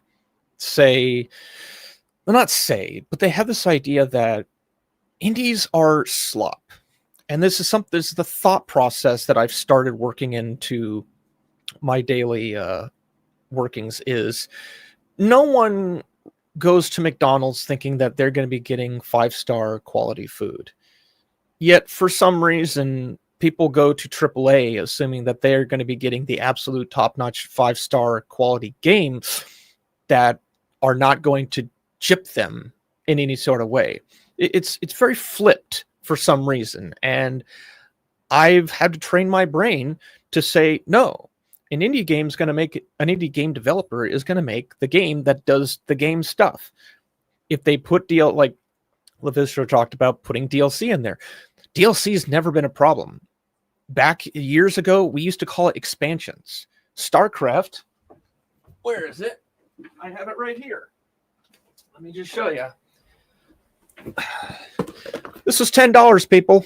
My screen's flipped, obviously. This was $10, the 3 campaigns. Where are you going to find that these days anymore? You can't. Doesn't exist. Instead, you can spend $20 on a skin. You're not going to get that with an indie developer. If they want to add something, they're going to charge like extra money because they're going to give you something. And I want to promote them. I'm excited at the idea that there's still developers treated exactly like hotels now. That's interesting because I spend a lot of my time in hotels. I've stayed at some crappy hotels. I've stayed at some pretty high-end hotels. But yeah, with AAA, 90% of them, I'm just done, folks. I'm done. And I'm not even that upset about it. It's just there's such a wider area out here. Like I'm going to show a game that I did a video on. It's called Liminal Point. And it is an isometric view, which it's a game that actually got me back into isometrics. It is, I think the intro, I started like, what if you took Resident Evil, Parasite Eve, The Evil Within, crap, I don't remember my script. There's a 4th one. And you put them all in one game. And Hideworks is doing exactly that. And it looks amazing. I don't, he might have DLC in it. He hasn't said if he is going to do that or not. But this is somebody that actually has passion and they know what they're doing. And if you wanted a little bit of what they've done before, go play The Devil is in the Details, their previous game. Oh boy, these guys are good at doing horror. I played the demo of it, and then they gave me I requested it, but they gave me a play test, full access to the game. These are just like 2 guys, I think, that are building these games. And yes, I don't know if any of you can hear that, but Bonzi likes to move. But I could go on for no. You're not going to go there. Come on. Calm down. Good girl. But yes, I absolutely love what indie games are doing now. And I want to be part of it. I want to play them. I want to share the experience with the people that I'm with. Like Goblin Cleanup. You go and look at the trailer. It probably looks cheesy and stupid. It's really fun. It's really fun. Go play it. As weird as it is, like Reloaded got a bunch of crap for being a woke game. I'm going to play it. It's a demo. I'm going to play it because it actually looks interesting. I don't care if it has politics or something. Is it a good game? I don't know. Bonzi, no. See, I'm getting really animated right now, and now Bonzi very much wants to be part of the conversation. But I think that's the most of my shilling is I play games that I find are very interesting, and that I have to throw a caveat in there. Not all indie games are good. I have recently run into a developer, haven't talked with them, but I found a video or two where not only are they like very hostile against other players and just political, but the way that they developed one of their games, I believe it was called Cold World. You can't find it on Steam anymore. I think you can find it still on itch. One of the things in their game is they actually had an actual emergency call from a real life, like they used someone who was not in a good situation. So yeah, there's bad developers out there that do bad things. It's the 90-10 thing. You're going to find 90% of something that you like and 10%, yeah, you just get rid of it. But I think that's the most of my shilling. I'm still small, I think. I feel like small in my head, but I'm reaching out to people and trying, like Lavistro said, trying to grow the community. Make indies great, important. Not great, no, we're not going to go there. Make indies necessary again. I'm trying not to go into there. No worries. But yes, you've been around since 2022 with over 5,000 subscribers. I think I would say you're doing very well for yourself. Well, thank you. But that was Chill Your Shit, everybody. We have his socials out there. He will also be his links are in the description of the channel. So I hope I got them all. So that's where you can find them as well. Normally we go straight into the topic news, but I do want to make sure because we've been talking games nonstop for an hour and 39 minutes. I'm going to give the panel a chance to get a break for water, potty breaks, whatever. I had to go pee, so it's only fair I let everyone else, step away real quick. So I'm going to put a intermission on, give people, you'll think 3 minutes should be more than enough time, right? Or or does that make you have to run across your YouTube mansion and back? Mansion. Yeah, people seem to think I have a mansion. Like, you do realize I just got monetized. There's no mansion in my house. I'm a retired I'm a medically retired veteran. I'm not Mr. Beast or Hassan Piker. What the fuck? He's got a big room, though. I will say that he's got a huge studio. Yeah. It looks really nice. But yeah, 3 minutes should be good. Yeah, so I will let's see where's he at. I gotta find a good one here. Because apparently I can't put us the 3 minute actually I got one that's close to that size. So I'll do the screwballs thing that we did a long time ago. So the screwball skit that I made a while back to talk about how people like to get involved in games. It's a Simpsons clip, so it might get copyright struck again. But that means we have 2 minutes and 25 seconds. That should be more than enough time still. Yep. All right. For me, anyways. For everyone else, don't go away. We'll be right back after this intermission. Here's a clip for your... I have to say to all those Marge Simpson wannabes out there who wish to suppress David's doodle. Oh, won't somebody please think of the children? What kind of an example are we setting? And we're back. Yes, I forgot I had that in there. I'm glad I did. But yeah, so we're going to start covering the news. Okay, Lord Dragneel, you good. Have a good night. Sleep well and all that stuff. Good night. But Dash, I think this is your expertise because you like to cover this stuff more than I do because I try to remain neutral in the culture war.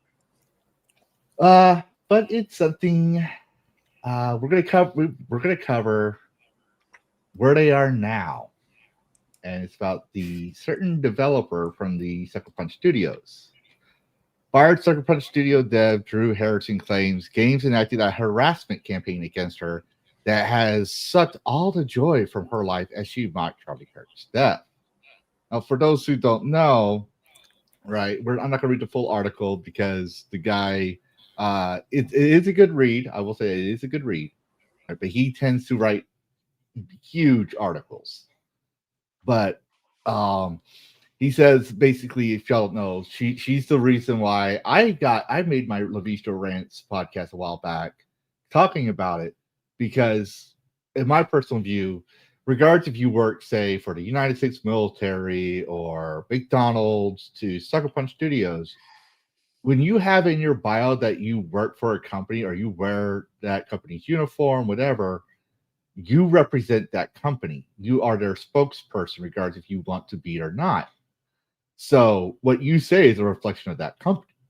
And so I always advise, if you want to say something like that, make a separate account. Like, they're like, surprising or not, even though Lavistro covers games, I have a separate account that I talk about whatever I want to talk about, but Lavistro is my brand, and my brand is video games. So I try to, even though sometimes my politics will spill into, or my thoughts will spill into this, it's in the concept of games.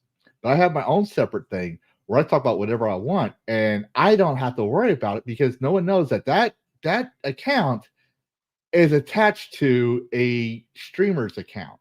So they don't know who I really am. So I break my own rules a lot with regards to politics and being like it, but mostly because like I see a lot of other people really just being open with them. Like Asmongold, he'll tell you exactly how he feels on a particular issue. But you know what this person did was different. This wasn't like politics. This was like somebody's life. Did you cut out? No. I'm Oh. just It sounded like you cut out, and I was like, "Oh, no." I just That's what I mean. Like, it was somebody's life. Like, it was so disheartening. Like, we were all shocked by some of the things like these game developers were saying about Charlie's death, because it's just so unthinkable and vile that you know, it's like they clearly did not know who the guy was at all. Only like what they were told he was. Mm-hmm. And see, like, here's her blue sky. This is where they show the tweets that she made. But if you notice here in the top, is what I was talking about. She goes, personal account views are mine. Senior staff character Doesn't matter. texture. Yeah, you put that your views are your own. Yet you negate all that. In my personal. No, opinion. I mean, if you put your company name on your social media profile, you are representing that company. Yeah, so it's now no longer a personal account; it is a business account. Like, for example, mine, my thing does say veteran gamer, single dad, all that stuff, but it also says the official account of Lavistro, or that would have been Lavistro 84. And my alt account, not Lavistro, is the same, except it says the alt account of Lavistro 84, veteran gamer, single parent, full-time dad, all that stuff. So you can see where I pull from my inspirations to my character, my topics. But at the end of the day, I'm representing Lavistro, the Dragon of Cyberspace, not the voice of Lavistro himself. So the voice of Lavistro has his own account, and it doesn't say the voice of Lavistro. It doesn't say the Dragon of Cyberspace. The two are unrelated. In fact, to ensure that happens, I also don't have the two accounts following each other. So that way people can get an unfiltered, pure voice of Lavistro mentality, which people said I had some very bad takes, which I'm pretty sure I do. But I'm not going to go around and celebrate the death of an individual, especially as Lavistro. That's just you like we all agreed. It's you're not there for that. But she put the thing I find interesting. She says that it sucked all the joy out of her life. She put so much in her identity as it's okay to be proud of having a job, but she used her job to promote her political identity. And now that she no longer has that platform to stand on, and no one's going to follow, people started unfollowing her, not because of what she said. They unfollow. People are unfollowing her, in my opinion, because she's no longer relevant. She's no longer working at the company.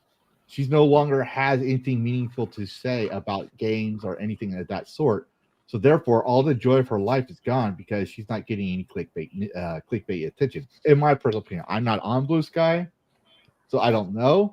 But based on past evidence I've seen, especially with certain former Kotaku journalists, once they've lost that, the only way they stay in attention is people give them attention. But for the most part, most people don't care about them no more because they're no longer in that thing of interest. But so yeah, obviously they confirmed a termination, which I found odd that they didn't do it right away. I think we covered that in the past one.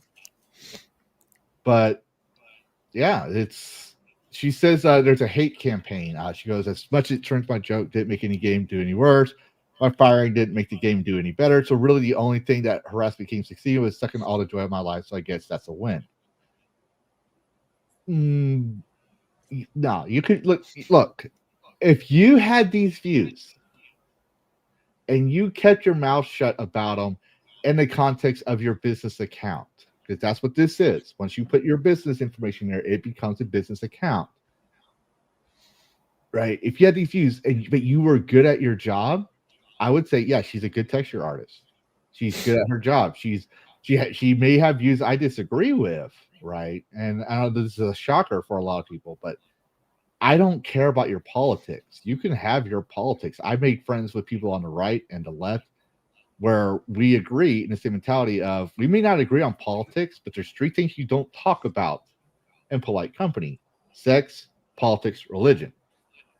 And unless you're in that inner circle where you can have that conversation out of trust, we keep it that way. And that's just a rule across society as a board. So when she started to talk about this, she's alienating half her audience. She's alienating half her company's potential customers, which, to quote Michael Jordan, Republicans buy sneakers too. So was it a win? Was it harassment per se? I don't think it was. I think it is people calling out the bullshit and saying, how could you say something like this? Yes, it's your right to say something like this. Like, she didn't actually say, as far as I know, she didn't say, go out and Minecraft every Republican out there. She didn't say something like that, but she did glorify the violence against this person, right? So she has the right to say that because she's not calling for actual violence, but that doesn't exclude her from accountability for her actions. So we've already agreed it was not a cancel culture. Even she says it's not cancel culture. So now the playbook is harassment. Now, I don't think people harassed her. I think people just saw her tweet, which is a public forum. It's no different than if you went into town square and said the same exact things and everyone threw eggs at you and rotten tomatoes at you for it, right? You're responsible for what you say, and there's consequences to what you say and do. But what do y'all think? Was it a harassment campaign? No. People rightfully got mad. People rightfully got mad because, like, for one, she's representing a company and a game that's coming out very soon. And she's like basically cheering that someone with views she doesn't like got shot. What were you thinking? When you started the story, I looked down and I at my keyboard and I just kind of like zoned out to the early to mid 2000s when we didn't know anyone that was like a celebrity, really popular, someone famous. We didn't know anything about their politics. We didn't know a damn thing for the most part, unless they like did an interview in Vogue or GQ or Esquire, where they suddenly in the middle of the interview, they said, I'm not a big fan of President Bush, because Bush was in office at the time. That was the only time we ever really knew of someone exposing their politics. But I really miss when we didn't know any of that, because like I said, this person has a job at a company doing a thing, and they're using that platform of, hey, I'm this famous It's the Mark Hamill effect, unfortunately. I don't care for Mark Hamill's politics. I really don't. No. I like that he's a good actor. He does amazing voices. That's what I want to see from Mark Hamill. I don't want to know that Chris Evans doesn't give a rat's ass about whoever's in office that he doesn't like. I want to see him play America's ass. Yeah. That rolled out, that came out wrong, but I don't care. He is America's ass. That's a line from, I think that's a line from Deadpool, if I remember correctly. That's America. Yeah. But that's what I kind of miss. We are now in too comfortable of an area, and I think Camelot made a short video explaining this. Like, the pendulum swung one way, and people had their heyday of canceling, shaming, whatever you want to call it. The pendulum is swinging back the other way. We don't want to know it, people. We don't care if you're left, right, center, up, down, black, white, yellow, gray, whatever. We don't want to know. Talk about what the thing that you want to sell. That's what we want to know. That's what I want to know. If you want to talk about the fact that you want to glorify someone's death, which, let's be real, like, Charlie Kirk was a guy. Yeah. I'm a guy. You're a guy. There's like that. In the way that violence happens in this country, that can happen to any of us. Yeah. I don't like that somebody died. And I don't want to, I don't like yet. Like, when I thought that, holy shit. Cause like I've said before, I don't agree with everything Charlie Kirk said. He espoused a while back when I heard about him, the grand divorce, which is the dissolvement of the union, which I tell people like that's not conservative because a conservative believes in the preservation of the union.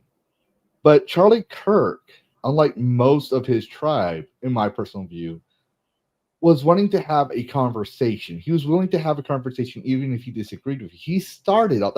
That's what made him famous, was the fact that he would go out, not to own the left or the right, but to have a conversation, and he would share his knowledge. And believe it or not, I learned a lot from listening to him, because I would verify everything he said. I would go out and I would Google search it. I would go look things up, and I'd be, well, I'll be damned, I didn't know about this, because I'm a history buff. I love history. And when he would mention historical things, I would go look it up. But he's also a dad. I don't want someone to come, I don't want to go out one day. Let's say I do a face reveal at YouTube Con or Twitch Con, whatever these streamer cons, right? And I show myself as Lavistro, the Dragon of Cyberspace. I don't want someone coming into that convention and Minecrafting my ass, all because I said Ghost of Yotei was a horrible game and I prefer Assassin's Creed Shadows, which I don't prefer either, but you get the idea. It's the same context. I gave my opinion out there. I shouldn't worry about getting shot and unalived, and my son becoming a potential orphan in that case, or in this case of Charlie Kirk, a fatherless daughter, which we all know what happens when a daughter remains fatherless, and a widowed mother, which, shout out to her for dealing with this stuff, because, it's a precedent that has never happened in America.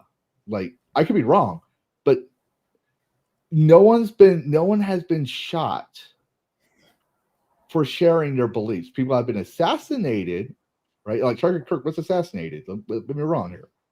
But people have been assassinated, like President Lincoln for freeing the slaves. To McKinley was assassinated as well by a bunch of anarchists. Yeah, but it wasn't for having an open disclosure of free speech and open disclosure of debates. And what shocked me even more was someone jumped up and down celebrating in the crowd. Right? Yeah. So that was horrible and disgusting. You can disagree with Charlie Kirk all you want, and I will be like, you know what? That's fair. You can have this disagreement with this person. But at the end of the day, once you stop looking at someone as a human being, well, as a veteran, I'm going to say that's where wars start.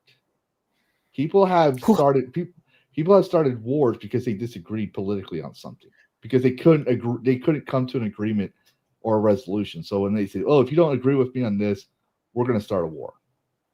Every war has started because of political disagreements. And when you celebrate and glorify the death of an individual, that's just a precedent that could bankrupt a company. So they're covering their ass, but you, madam, started it. What's really I keep thinking about this, and I'm not gonna go with that. I'm gonna go with the comparison of Charlie Kirk was a guy. I don't think he may have served. I don't think he served in any military. No. He has not conquered nations. He has not, I would presume he has not done anything sexually to anyone. He's not in court over tax evasion or anything. He has done presumably nothing negative that would have caused legality issues. Neil Gaiman, the writer of Coraline, Stardust, that is a guy who's actually done some nasty things. He is less seen as a problem than Charlie Kirk. Now, Neil Gaiman, I think he's in court right now because he did some bad stuff to people. Yeah, I know of Neil Gaiman because I think some people wanted to do bad things to J.K. Rowling, who also has just said stuff and hasn't done anything. Neil Gaiman's actually done stuff, but he is less in the crosshair of people than Charlie Kirk. And I'm just thinking, that's where we're at? Really? You made the comparison. Lincoln, commander-in-chief, ordered armies, talked with other world leaders, went around, he had power in the country. That's understandable. He presumably has sent people to die. for him. Like that, somewhere you could probably find an argument that Lincoln has warranted more of a reason to be hated by people. What has Charlie done as a human being outside of exist and give an opinion? That's a scary thing for me. That may what about me? Like, what am I going to say on a stream that someone's going to come to Washington and off my ass? Oh, you're in Washington. I'm so sorry. Yeah, Sorry. I did not know you were in Washington. I was stationed in Fort Lewis for a few years, and I literally flipped Washington State the bird when I got my PCS order. I was like, I had it with a few people. Like, let me put it this way: the context is people would see me see my military ID, and they'd go, "Okay, so how was it like to unalive babies in Minecraft?" Let's just say, in a bar, they would ask me that. And interesting. Like, you know what? I don't like you, Washington. You have a beautiful countryside. I like the scenic view of Mount Rainier from my military base, but fuck you guys. Like, I was so happy to leave Washington years later. But yeah, no, the thing, especially with the fact that art or games are considered art by SCOTUS, the Brown versus ESRB, and it's free speech. Now that you're saying you're happy this person was lied, okay, well, what if you made a game that sucks and you go and you promote that game, right, at these game expos, right? And someone says, I don't like your game. I'm going to unalive you because how dare you make a game that I don't agree with? And you're going to sit there and say that this father and this child, this father and husband, you're glad he died because they didn't tell your party line. When you express yourself, you're always gonna, for example, I'm a smoker. Let's go use this. I'm a smoker. I would bet you would consider me an asshole if I lit a cigarette up, right, and smoked it in front of you and your child. Like, like we all know cigarette smoke has secondhand smoke, right? How dare I do that? I would understand the anger you had towards me for that. But if I lit that same cigarette up, but I was in a no smoking area, clearly out of everyone's way. So I'm just enjoying my nicotine fix, right? My addiction. I'll be honest, I do know it's an addiction. I enjoy it in a no smoking area. There's no one around me. My child isn't even around me. I'm alone. And you come up and tell me, how dare I smoke a cigarette, right? And then you punch me in the face for that. Who's the bad? And that person watching this, I'm glad that person punched me in the face. Who's the bad guy here? The guy that was minding his own business and enjoying his own expression and not harming anybody, just harming himself? Or the person that punched him in the face, or the person that says, I'm glad that person punched me in the face for minding his own business? Yeah. Can I say something, Lavistro? Go ahead. Yeah, like I don't really have any like sympathy for anyone who like lost their job over they could have chosen to say nothing. Yeah. Like I'm just that fed up with this. It's just like the hatred. And maybe that's un-American of me to feel that way, but no, you're okay. So it depends on the context, right? If you would have said, I'm glad this person lost their job because they said about Charlie Kirk, but then you turn around and let's say there was a right winger that lost their job because they said, I'm glad this, that, or the other thing about a leftist speaker. Let's say. I would completely understand why they lost the job. I wouldn't Yeah, but that's what I'm saying. Like you're not doing it from the side of politics. You're doing it from the side of you shouldn't have said that. You fucked around and found out. That's American. That's exactly. American. I just it's accountability. Mm-hmm. You can't just tell half your player base that oh, we hate you. We wish you all get bullets in the neck. It's not. Yeah.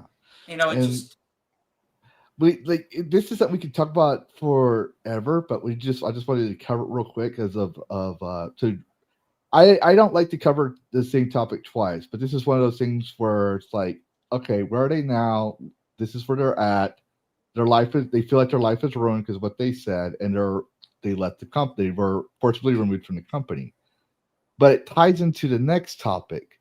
There's a rumor going around about that Sony's thinking about doing, And well, it's that Sony could ditch Western studios and make shit to Japanese devs and traditional stories for exclusives if Ghost of Yotei, Intergalactic, The Heretic Prophet fail. So this brings now this is a rumor, right? There's like I haven't been able to find any evidence of this, so I haven't covered it yet. Because if I was going to cover Ghost of Yotei again and the sales, I wanted something to balance, because this is what no one was talking about this. Well, So I there's a wanted to lot of balance people trying to lie and like overhype the sales. From what I understand, like the company But has why? not even. Oh, for political reasons and No. for consumerist reasons. You could have a point there, but that's not going to do much for them, for the business. Why is the business lying about the sales? Think it from a business standpoint. And the reason being is if they fail to make the sales, according to assuming this rumor is true, this is what I'm trying to allude to. Assuming the rumor is true, right? They would lose a client, Sony, one of the biggest names in AAA, in the game industry itself. Sony, they had their own console, for crying out loud. They pull their money from your company's going to go under. And they're going to do that to every Western studio. So they're trying to hold off on the sales. That's why they're trying to lie. But now we're finding out, and I haven't confirmed it per se, because I was running around doing things earlier in the morning. But apparently, Ghost of Yotei, for example, is not doing well in Japan. Yeah, there's also a narrative that it's doing amazing in Japan, but I'm not sure if that's true. It doesn't sound like the game's doing very well overall compared to its predecessor. And that is solely on bad marketing and all the missteps, even like not even taking the Charlie Kirk boycott into consideration. Yeah, I've always said Ghost of Yotei will still do well despite the Charlie Kirk, because there's a lot of people who don't know who Charlie Kirk is. There's a lot of people who don't have Twitter and X. And then when you consider the fact of normies versus this is why I tell people about the modern audience you're attracting. They're not trying to get the gamers. The people you know are going to get your game anyways because they're gamers. They want good quality product. It's easier to sell out a crap game to the normies. Normies ain't going to know the inner workings of Sucker Punch Studios. They're not going to know that this person has this view or that view because they're not reading that part plays or Kotaku or anything. They're just normal people, right? They're just normal people who, sadly to say, games have become mainstream because we've all played them as kids. We grew up, and not everyone plays games because they're a gamer. They play games because, well, it's a time waster. It's something to pass their time. But I will say, when I said that it would do well, but it won't do as well because there's a couple of things that people tend to forget. Number one, it's an exclusive title. Ghost of Yotei is not on Steam. It's a PS exclusive. When you do exclusive content, it will not sell very well. It does not do very well as opposed to a multi-platform release. So there is that. Not everyone has a Sony PlayStation, and not everyone's going to go get a Sony PlayStation just for this game. So it will hinder the sales. But did it do well in the sales of PlayStation? That's where we're gonna where I want to where I want to see the numbers, but we're not going to see them because Sony's store is not transparent. We'll have to wait and see. But this is what I tell people. It's like I'm not surprised that Yotei sold 1 million copies or whatever. I'm not surprised about that because there's a lot of normies compared to gamers. There's a lot of ponies, people who shill for Sony in itself, than are people who are actual gamers. Like when you get into the console war, PC versus console war, that right there will show you that there are people that will buy the game just because it's a Sony game. So I'm not surprised if it does well, but when you add in that it's a single platform release on top of the Charlie Kirk incident, they're not going to do as well as they should have. But are they successful though? That's the question we need to answer after you take all that out. Which I think they were. I think they made a profit, but I don't think they're. I'm going to say I don't think they made a profit, or I think they made a profit, but I don't think they're at the numbers that Sony wants, because they're trying so hard to say they're a success. And this rumor tells me why it makes sense they are trying to say they're a success everywhere without showing any actual numbers. I had a thought back to around, I think it was 2011. I was looking up an article.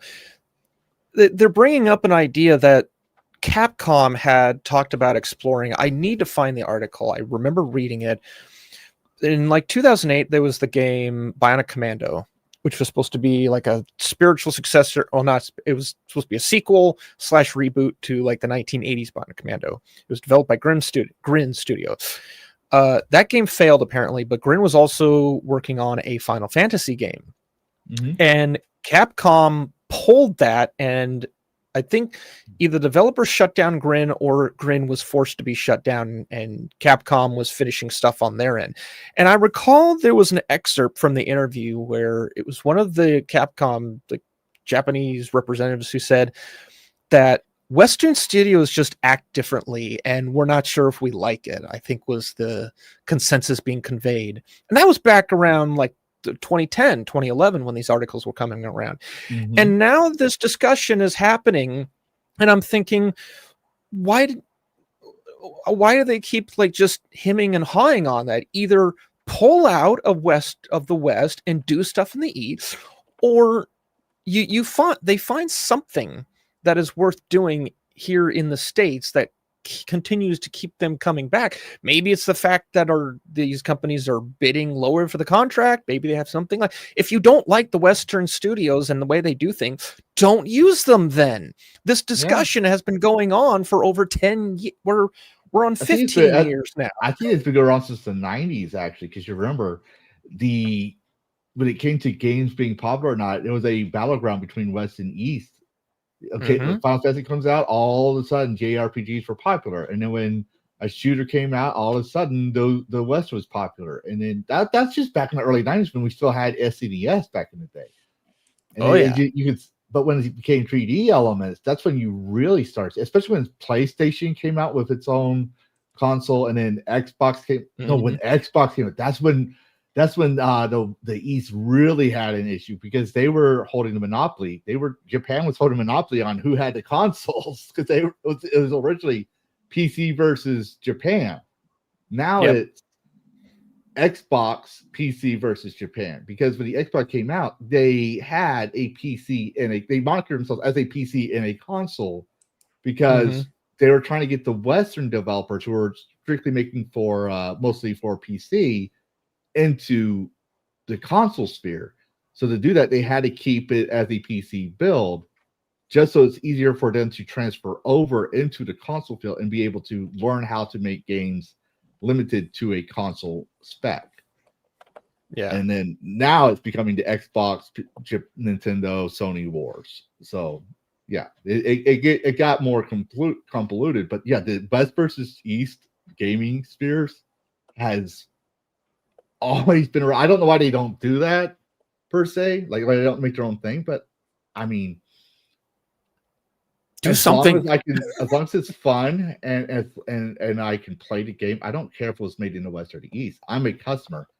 I want to say shut up and take my money, but I want it to be good, and I at least want to be able to play it in my region. That's all I care about. I don't care where it's made. Don't tell me the story of where it's made. If I want that, I would buy the collector's edition. Just make up your mind.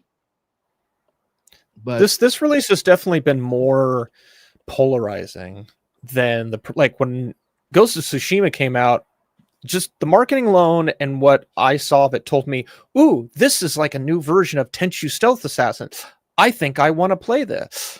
But then when this game came out, like, I didn't even see the trailer when it first came out, but then the game was released, and before I even saw the trailer, I saw Erica's face and all the drama with it, and I thought, wait, what are we selling here? Are we selling a game, or are we selling the story behind the game? Like, what went wrong? Something went wrong with the marketing, and I don't know what it was. I just had the thought, like, did they really want to push the whole, like, it's Erica from Make Some Noise? Critical Yeah, Role, yeah. that guy, Brennan. You want her in there? It's like That bug-eyed black lady that's in everything. I call her bug-eyed. Deborah Wilson? Her face looks like a bug. Yeah, whatever her name is. Now, people are too mean to Deborah Wilson. Like, she was on that's not Mad trying to TV. be mean. She's everywhere, and that's It's Pedro Pascal syndrome. Like, when people get overcast and things, people get sick of seeing them. Yeah, nothing to do against her. She's just doing, like, I've always saw her as doing her job. Like, I know she probably has her politics, but I've always seen her just doing her job. It's just I'm tired of seeing her everywhere.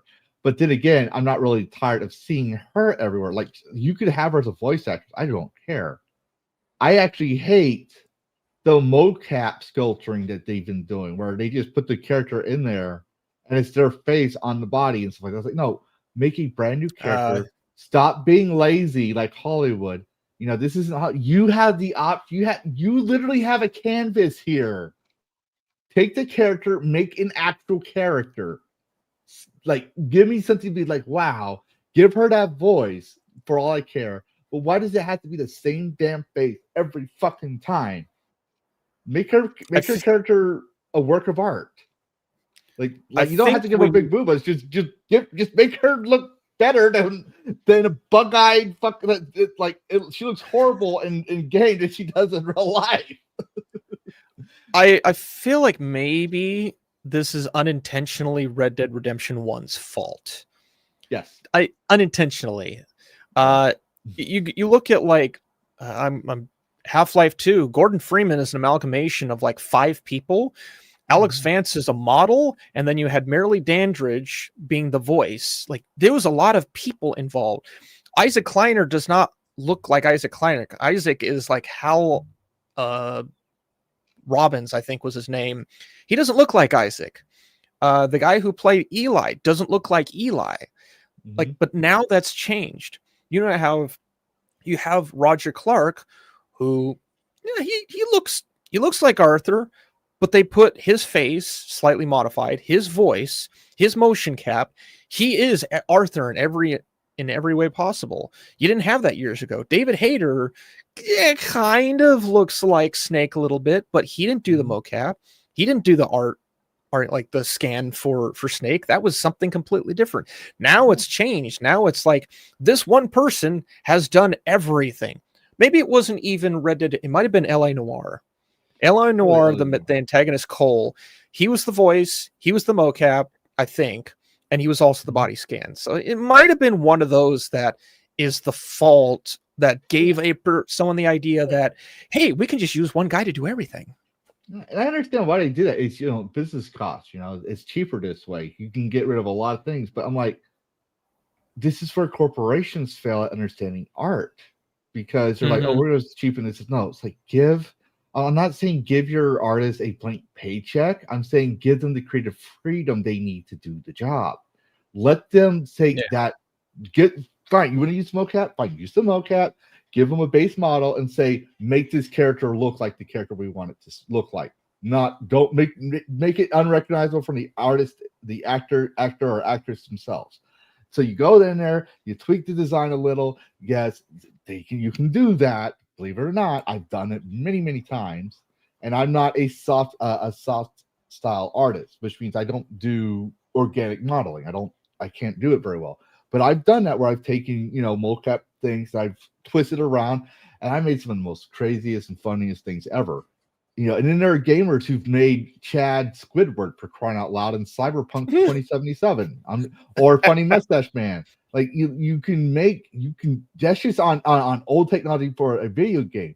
If you can do that in a video game, imagine what you can do in the engine. Build a better character. Like that's all I would care about. But here, because we went railroading a little bit, the Park Place claims that they have a source that's saying that, according to their insider, Japan has softened its advertising and reduced marketing investments of Ghost of Yote after early sales fell short of expectations. That's what we've been hearing a lot lately. And so I'm based on what they were talking about, right? like I said, this guy writes long articles, so we're just like bullet formatting it. He's saying that Sony is saying that they're going to pull from Western devs, and I was like, you know what, do it. I'm going to say do it for multiple reasons. Number one, I'm tired of hearing you, like you said, Garrett. I'm tired of hearing them play, humming and hawing it. Like either put up or shut up. Just one or two. Don't more wishy-washy it.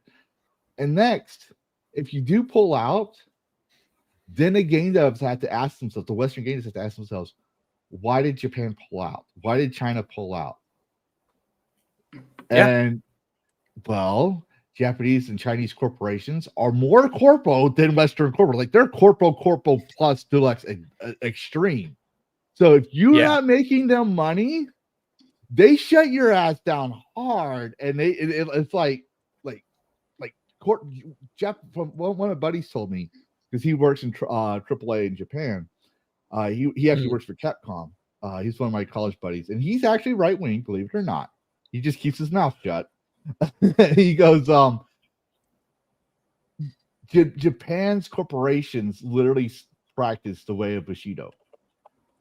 The Legend of Five Rings. They do the era of the samurai is in Japanese corporations. Like that's where the samurai era has evolved into. And he's white and all that stuff. So you take it what you will, but when you think about that and see how they act, especially Nintendo and their lawsuit warfares, that explains a lot. So I was like, you know what, do that, because then they can't say, oh, it's because they listen to alt-right chats. No, we can easily point out, it's like, no, because you lost the money. Japanese and Chinese businesses, even though China is like a communist country, if they're not getting money for the great leader, they're not going to do business with you, because China needs money. Japan needs money. Asian culture is literally looking to make money when it comes to business culture. And you failed at that. So now you got to ask yourselves, why are we playing Japanese games rather than your crappy game? Why are we playing indie games? Why are we playing Chinese games? Like, I never thought I would actually praise a Chinese game until I played Black Myth Wukong. And I hate Souls games. I'm tired of Souls games. But I was like, man, I was hungry for this because it was a good game. It had its flaws, right? It did have its flaws. But it wasn't overly burdening as for being too hard. It wasn't too hard for me. But it was a game that gave me a challenge. It kept me on the shows, that kept me wanting to play it over and over again. And like when you beat the bosses, right, you felt accomplished in that. Like it made you feel accomplished. A lot of these games I play now, I'm like, nah, yeah, or let's just get this over. Like once I got done with, for example, once I got done with Jedi Survivor, right? I beat the storyline. I promised my viewers I'd come back and we'd finished all the achievements of it. But I already knew people were just tired of it already. So I would go off stream and I was like, let's get this done and over with, fine, and try to get all the rest of the achievements. I was not interested in, like, even the final boss. I'm not trying to do spoilers. Even the final boss didn't satisfy me. I didn't feel no confidence. I was like, finally, this is done. Finally, I can put this game. I'm done with this game. I can finally say I'm done with this game, because it didn't feel like a Star Wars game to me at all. Nor did the boss give a reward. I noticed that too. I haven't finished Survivor. I kind of want to, because someone recommended it and they're going to ask me about it the next time I see them. And I want to be able to say, yeah, I finished it, because I like the story that Cal goes from like broken Jedi and regains the Force. I loved Fallen Order. I replayed Fallen Order several times because, like you mentioned, you feel a sense of accomplishment. I still need to beat Survivor also. Maybe over Christmas I'll do it. I'll hold you up to that. Okay, after Christmas, because you said maybe after Christmas. I will give you until February. After February 2026, Dash and Karrus, if I ever mention or reference Jedi Fallen Order or Survivor, it is your fault if I give warnings. I gave you November, December, January. I gave you 4 months. That's reasonable. It's a long ass game. It's way longer than the first one. In a month.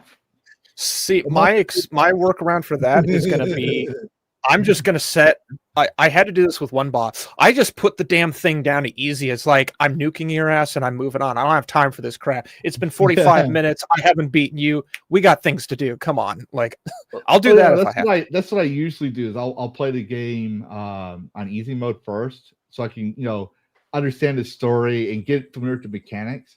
But if my audience wants me to play it again on the harder difficulties, I play it on the harder difficulties. I go for each difficulty so people can see the difficulties in stream. So like Dead Space, we're playing on casual. But if they want me to later on play the normal and more harder difficulties, I will. But it's my streams at night, it's mainly meant to be a chill, like the Bonfire and Dark Souls games. I think I'm playing on normal difficulty. I don't think I'm playing on hard. I'm playing hard on Digimon because, I wanted a challenging turn-based experience. Oh yeah, no. When it comes to games I really like, I'll play at the full-blown, uncoveted, hard mode, like beyond the artist's original vision hard mode. Like I'll do that. But when I'm playing late at night where I'm already tired, I'm just playing casual because I just want a place for people to chill out. Because what's usually going on at 10 o'clock at night? People are talking politics, and people get tired of it. So where do they go? They want to go somewhere they can watch a gamer stream or something chill. That's where I come. That's where I grab all the. I jokingly call it the breadcrumbs. I grab everyone's breadcrumbs, and then those people come by. They'll tell me, "Why are you stealing my viewers?" I'm not stealing your viewers. I'm just playing a video game. They came to my stream. Why don't you ask them why they left? I noticed something interesting recently. I was doing some tests, and when I play something, whether it be single or multiplayer, I noticed I get around like 10 to 14. I played like one night. So one of my mods, Skytex, advised me to play. Damn it! It's escaping me. Elite Dangerous, the first Elite Dangerous. Mm-hmm. I got, no joke, up to like 40 or 50 views in one stream. I was like, what happened? What did I do? I then I went, and a couple weeks later I was playing Dredge because I'd done like another few streams, and then like back down to 10 to 14. I played Dredge. I'm in the 20s. And I noticed something. It's like, these are very specific games that people are looking for and they actually want to see. But I didn't like lean hard and that's where I'm only playing. Like, I just noticed that's something interesting. People want something like an Elite Dangerous, or they want something cozy like a Dredge. And it's like, people want their specific form of entertainment. It's fascinating to see those differences. And that, there's some people that they want to go watch Dr. Disrespect blow someone's head off in Call of Duty for the 99,000th time, but then there's those people that don't. They want something very different. That's really interesting to see. And that's one thing I've noticed. Like when people are shilling out Expedition 33, people come to my stream, and I wasn't doing Expedition 33, and they're like, finally something different. Like that, like literally, as people would tell me in the stream. And it was because everyone was doing Expedition 33. Everyone was doing Dustborn. Everyone was doing these other games. And I'm sitting here don't get me wrong, did I play popular games? Sure, I played Kingdom Come Deliverance 2. I played The Tainted Grail. I played Oblivion Remastered. But that was because these were games I actually wanted to play. These are my type of games. So I wanted to play them. Tainted Grail had a Thorian lore. I love the game. Sadly, my computer can't handle it as very well because I would have lag problems. So I had to play Oblivion Remastered off stream to complete it. I couldn't even record it because I would have 5 FPS drop in the open world.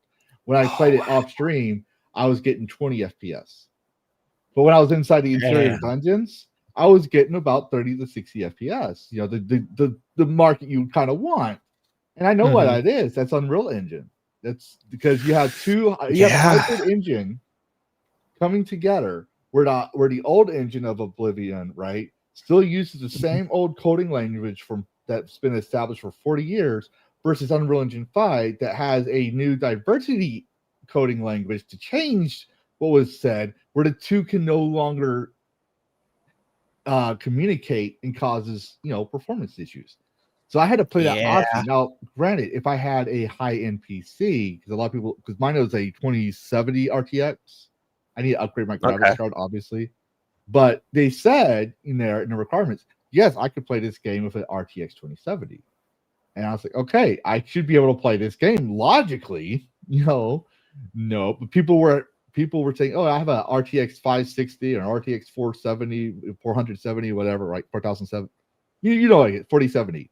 But Yeah. they would be able to do it, but they would still have performance issues on other areas.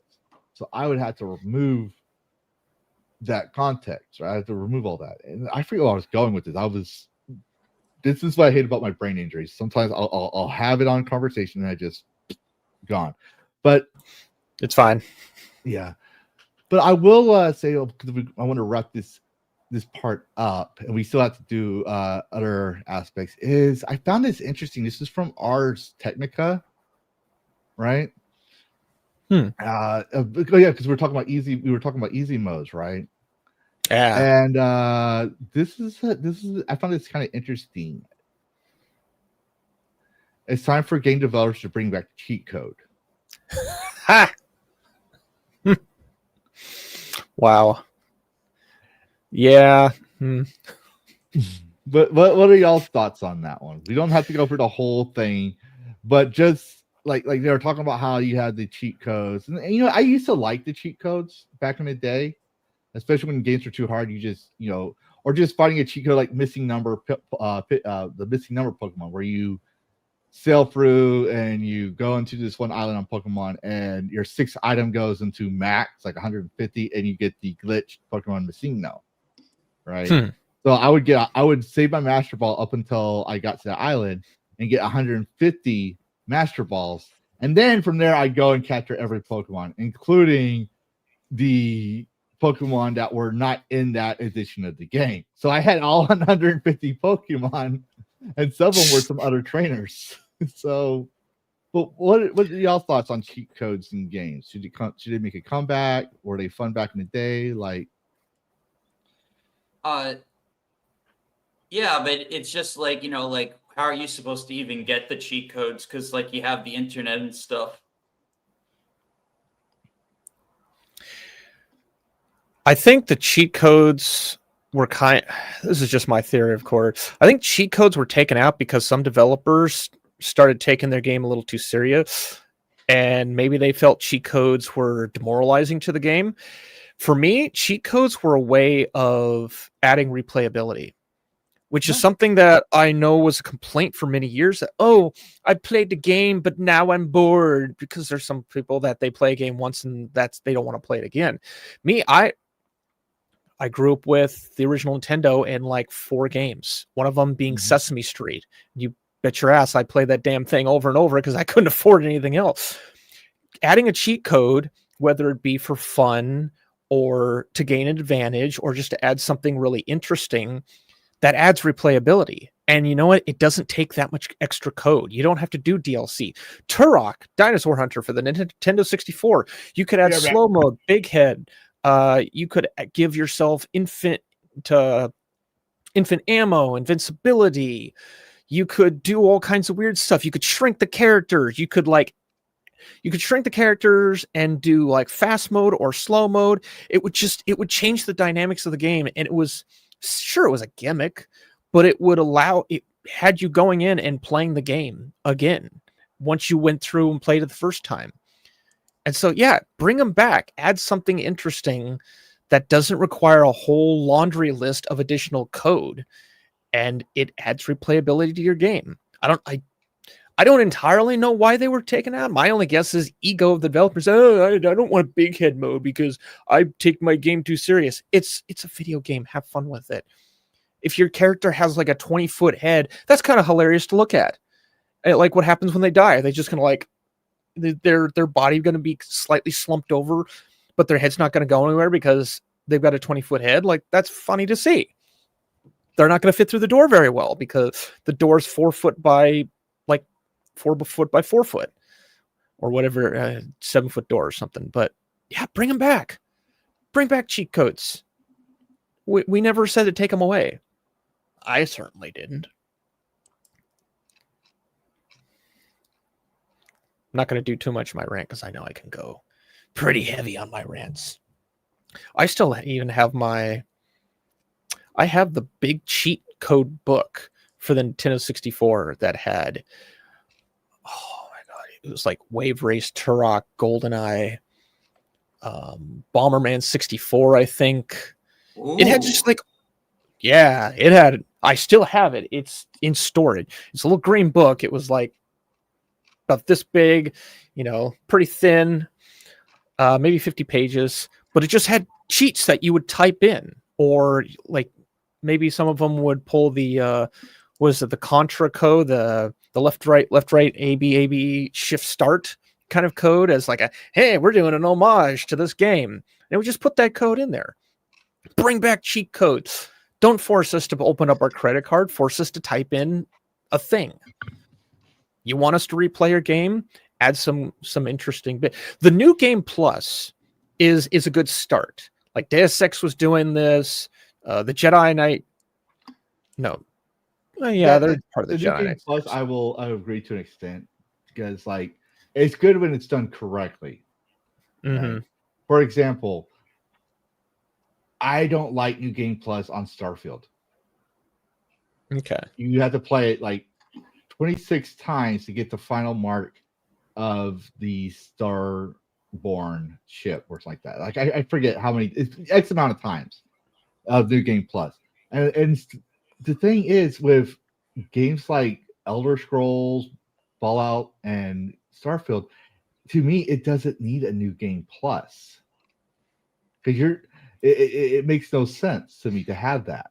Like, you complete the mission, it's an RPG, you should, like, I don't believe a New Game Plus. But a game like, say, Dead Space, for example, having a New Game Plus where you have to go through and collect the same, you still have the guns from your old game, right? You've already beaten the game. You've earned that reward in New Game Plus, Mm-hmm. right?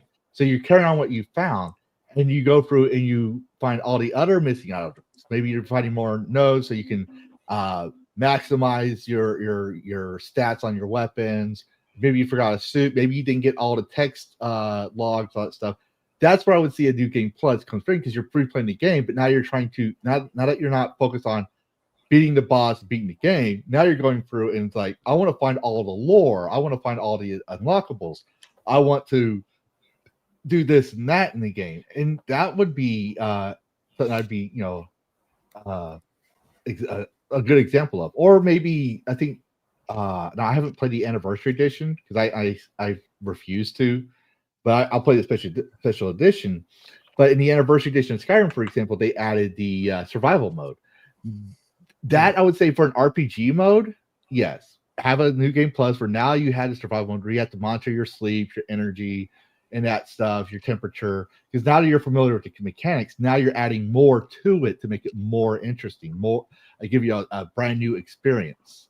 That's when I'll be like, yeah, okay, you could do that with an RPG. But New Game Plus with Corporation of Knowledge, they just added in because it's the next big thing. It's the new craze. Just like Souls games.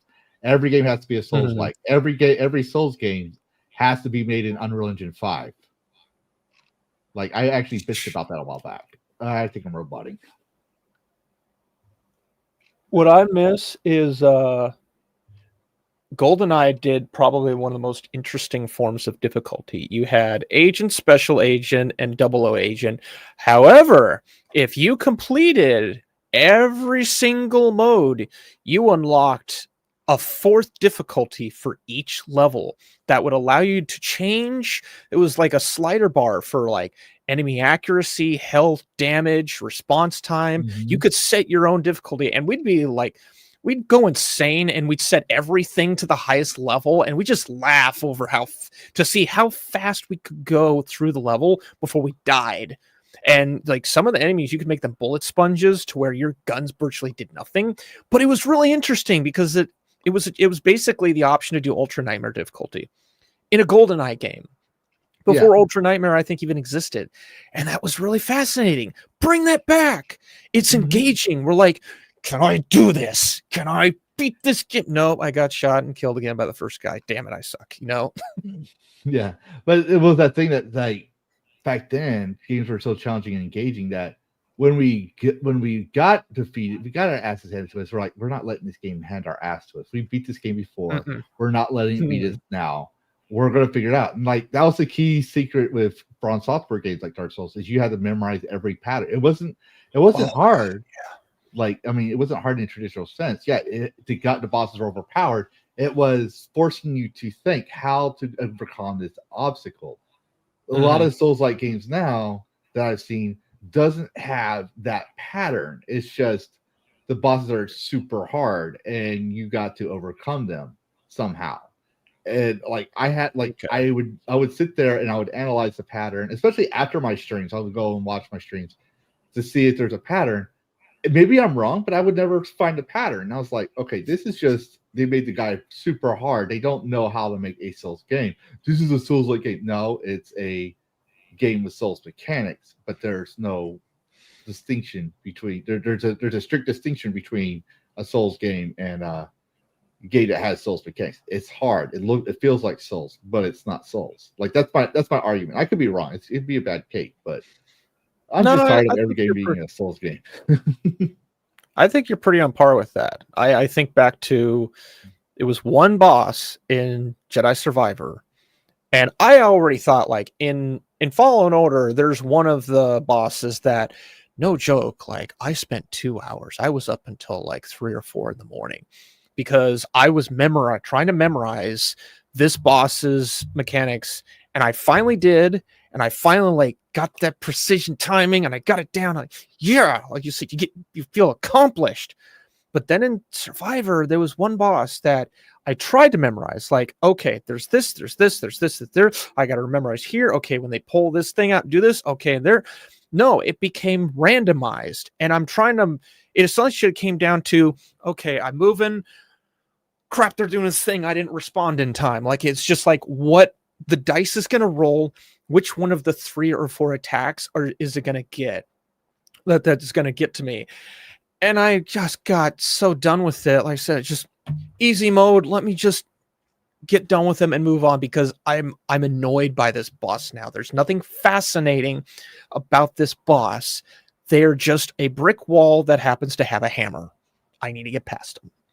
So yeah, give the boss a personality other than I have rolled the dice. We are on roll 42. We execute this animation. Go, Yeah, and that's always been my thing with games. Like I don't mind playing a hard game. Don't get me wrong. I love a good challenge, but make me feel engaged in it. Don't just make me feel like my life's on the line. Make me feel like if I do this, give me the false sense of hope. At least give me the false sense of hope that I'm going to beat this game, and then all of a sudden you hear the male choir in the background, and the clouds start getting darker, and he unlocks his super mode leash. Like it's his last final move. He's in the corner, and he's like, you left me no choice. I'm going to use my ultra move, ultra burning flaming sword attack, whatever. And then that's when I'm like, oh shit, and I have to time it just right. Don't make it a fucking quick time event. I fucking hate that. I fucking hate quick time events. And part of it is because I'm left-handed. So when I button mash with my left hand, it's slower. And it's not because I'm not good, it's because my nerves are not dominant there. So therefore I can't do that. Am I gonna complain about it? No. Because what you don't see is I put the controller upside down and I'll button mash with my left hand. So I'll do it. I just fucking hate it. Give me something that's not cinematic. Like that was another thing. When God of War did that, everything had to be quick time events. Every game had a quick time event because of it. Just because of God of War. God of War. God of War. God of War is known for that. The God of War quick time events. That's what I don't know if it was because of the difficulty I was playing on, but like I couldn't get past the Hydra. Yeah, I know it's kind of embarrassing, but like quick time events back in those days were really tougher than newer quick time events. Yeah, I just hated quick time events in general. I'm just acknowledging God of War. God of War did it right. Don't get me wrong. That's what made them, Well, how did he do it right? I can beat it. I can try and play it again, but get good. Yeah, just get good. That's why she said everything, because people tell me that all the time. But no, I actually would like to see the return of up, down, right, start, select cheat codes again. I wouldn't mind seeing that, even if it's just an Easter egg and I unlock a secret level or something.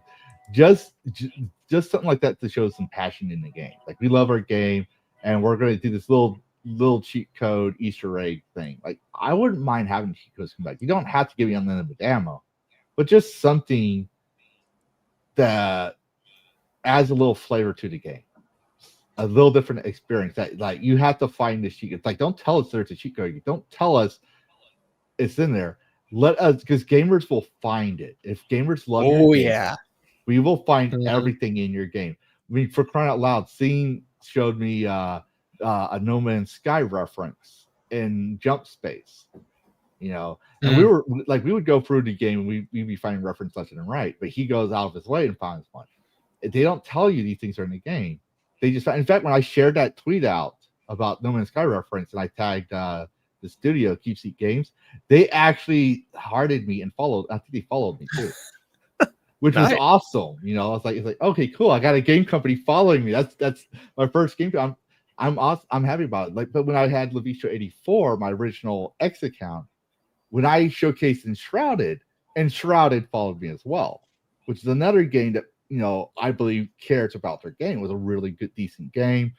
Does it have its bugs? Yes. Does it, have its, like, for example, you'll see some areas where you can see through the mesh. Like, it does have those things, but it's a AA game. It's not a AAA game. So I'm willing to give them forgiveness because they have a shoestring budget. They can only do so much.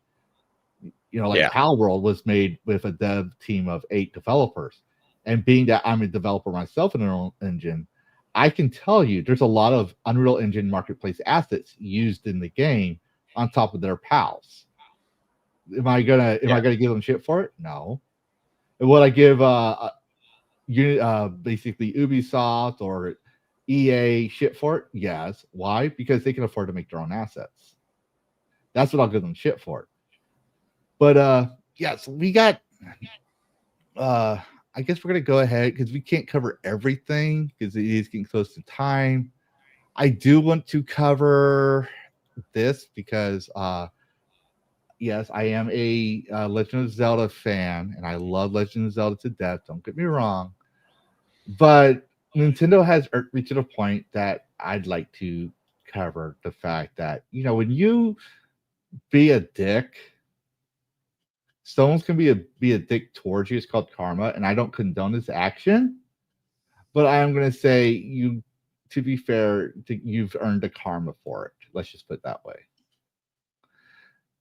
So apparently, Nintendo was breached by notorious hacker groups. It claims. And this was today. So this is news today for Insider Gaming.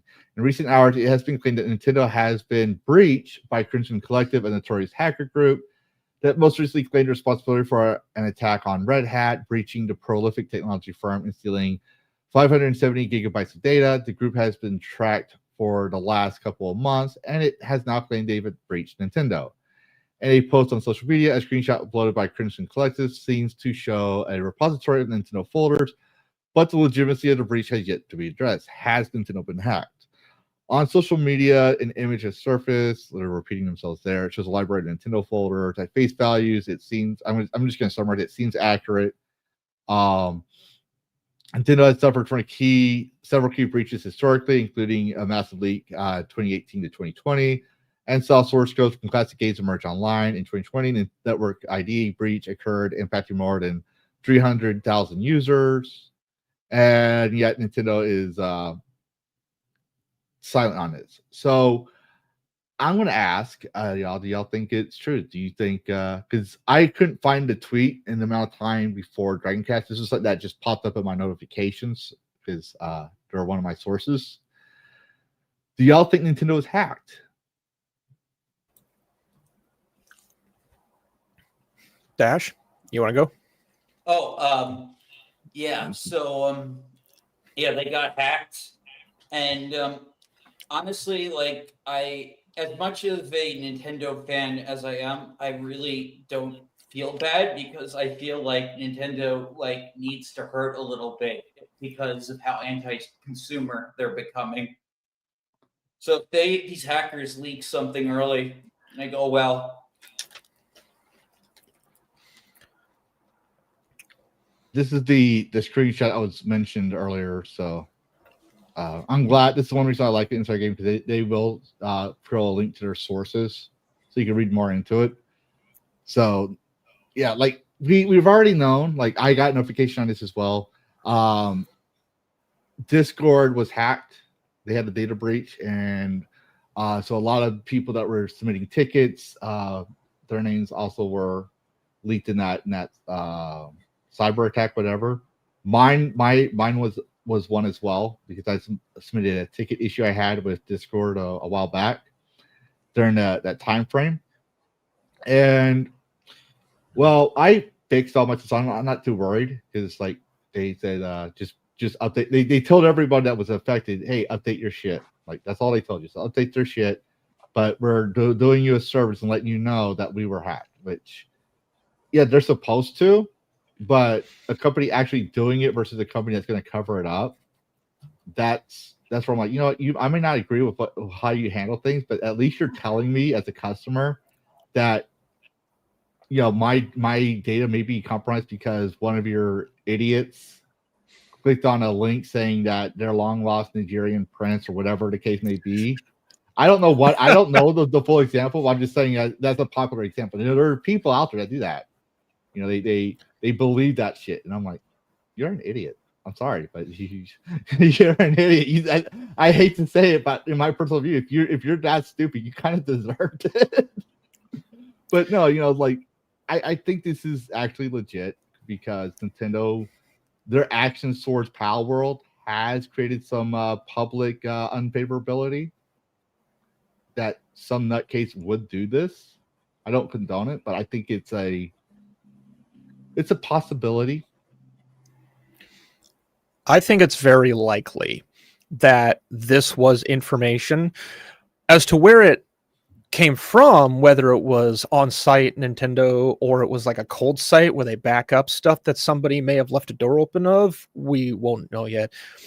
We're not getting told by Nintendo, probably because they might have gotten caught with their pants down, and they're still having their IT teams go through all the logs and collect everything before they actually put out a statement. They have 120 days, I believe, to notify of any breach to their customers or whatever authority they have to. 120 days. So in that time, they're going to go through, and someone probably called a bunch of sysadmins, or they had a meeting and they said, this thing happened. Like we got this alert. Go through, find out what the hell happened. Were we hit? Did we lose any data? Like I've been part of those calls, and I've done IT for almost 10 years. I've been on multiple ends of it.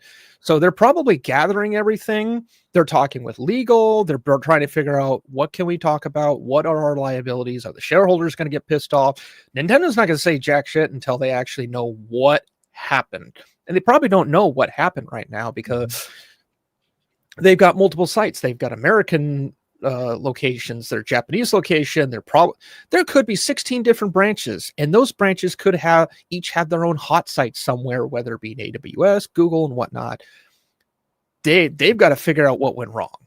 But this layout, this looks like a pretty legit layout. Maybe not of like the core file setup, but someone's NAS drive, someone's H drive that is connected federally to the entire company. This seems legit. And if a company's taking credit for it, I doubt this is an April Fool's joke. Yeah, I think it's legit. I think, to add to what you're saying, I'll think into this, because they're going, like, every corporation is just, okay, we got caught our pants down. We got someone, you know, breaching our stuff. How can we spin this in a better light to favor us? How do we make sure we don't lose our investors? How can we say, we want to be able to say, yeah, we knew about this and we've already cut the guy, whatever. But we obviously how can we say that? How can we say that this was they didn't get shit? Like that's why they're going to take their time and get all the information. but also talk to legal everything else, because let's look, like, if you look at the list here, they say, for example, Nintendo Topics mail assets, Nintendo Topics End.com, which is Nintendo.com dev administration. Like, these are probably contacts information, like their employee contacts, their admin contacts, production assets, production preview, like upcoming games, assets in the games that are being shipped out for the game. Like, this could be damning in a way, just by the file names themselves. So they could really lose just to wrap up on my end, they could really lose investors from this, in my personal view. I don't know if they're a public company or not. I haven't bothered checking, but this in itself is pretty damning. There's tiers. There's admin, so that's behind the scenes. There's assets of probably whatever made up the I guess the presentation, and then there's preview. It says dev assets, so development assets. So that's why I'm thinking it's game products, game assets. Yeah, like Yoshi, like a sculpture of Yoshi, for example. Yeah. Then there's preview. So that could be what's either circulating within the company or what's public. Who knows? Yeah. But yeah, this looks, when we start seeing, like, here's some of the samples of what was in them. Here's a customer's information. Oh, then they're screwed. Then it's bad. Yep.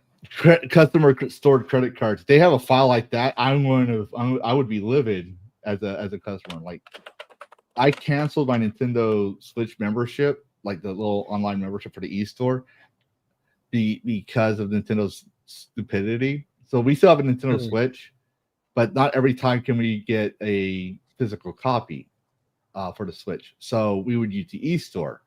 Like, for example, Minecraft doesn't have a physical cartridge at all.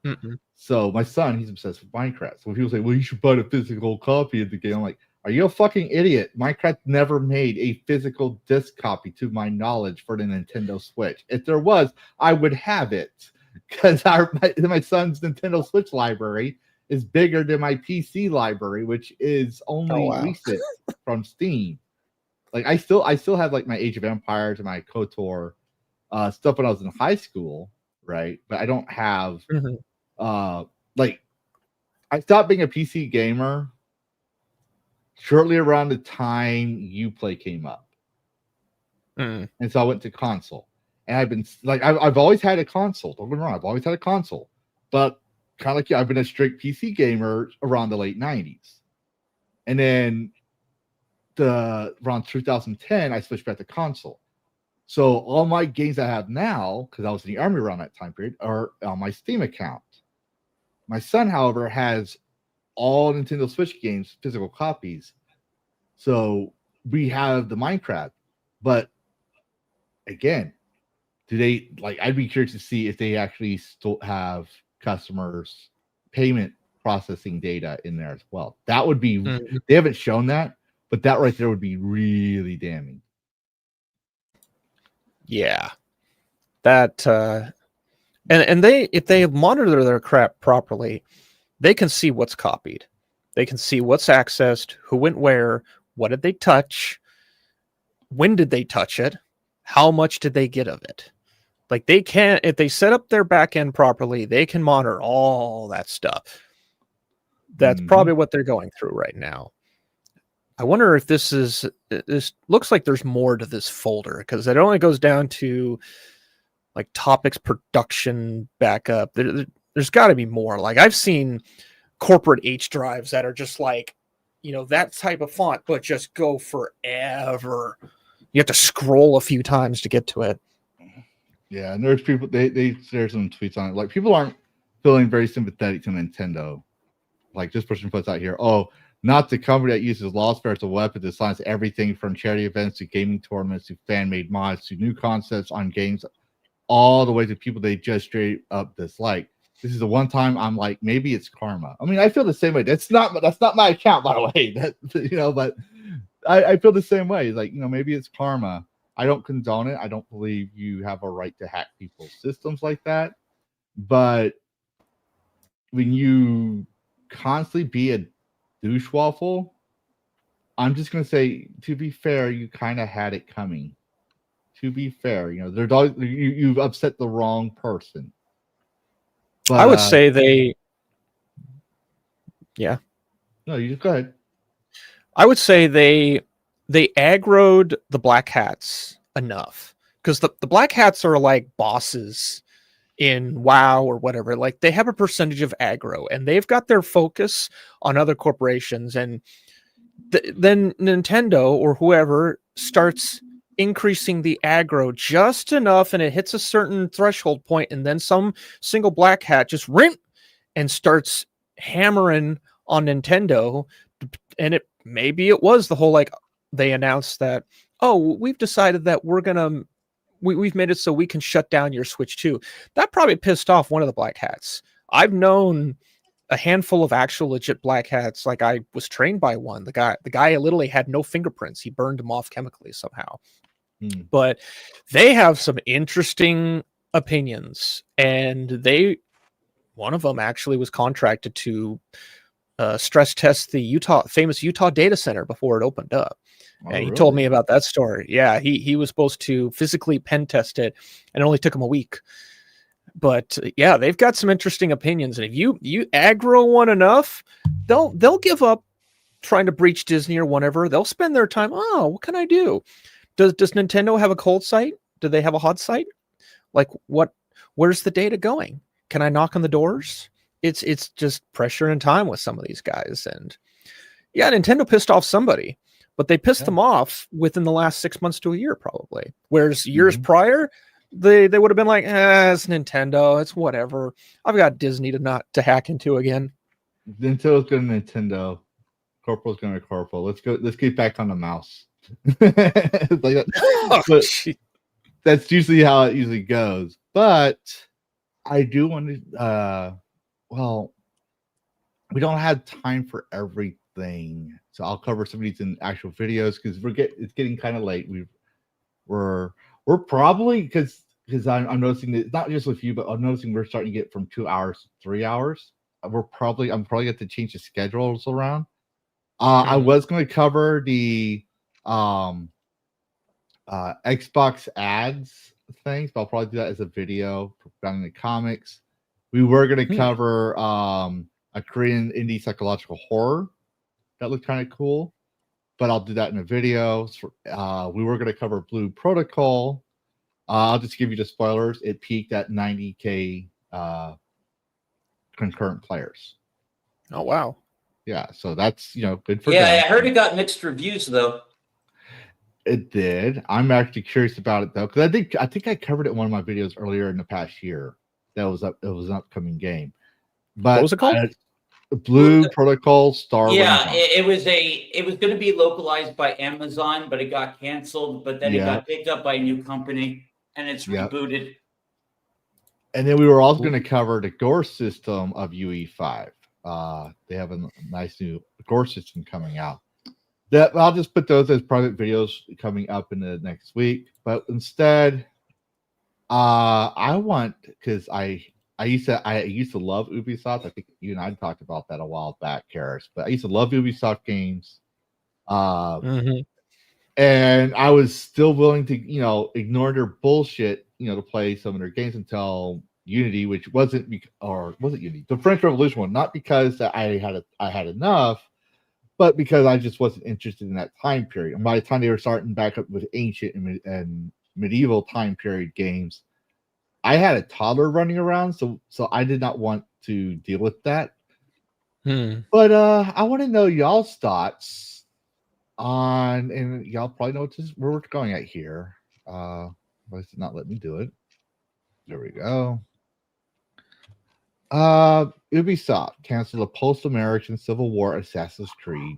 Felt story was too political and the country too unstable.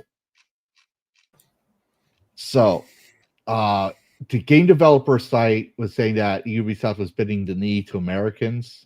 Like, that's literally their title, and it was just a paragraph like this long.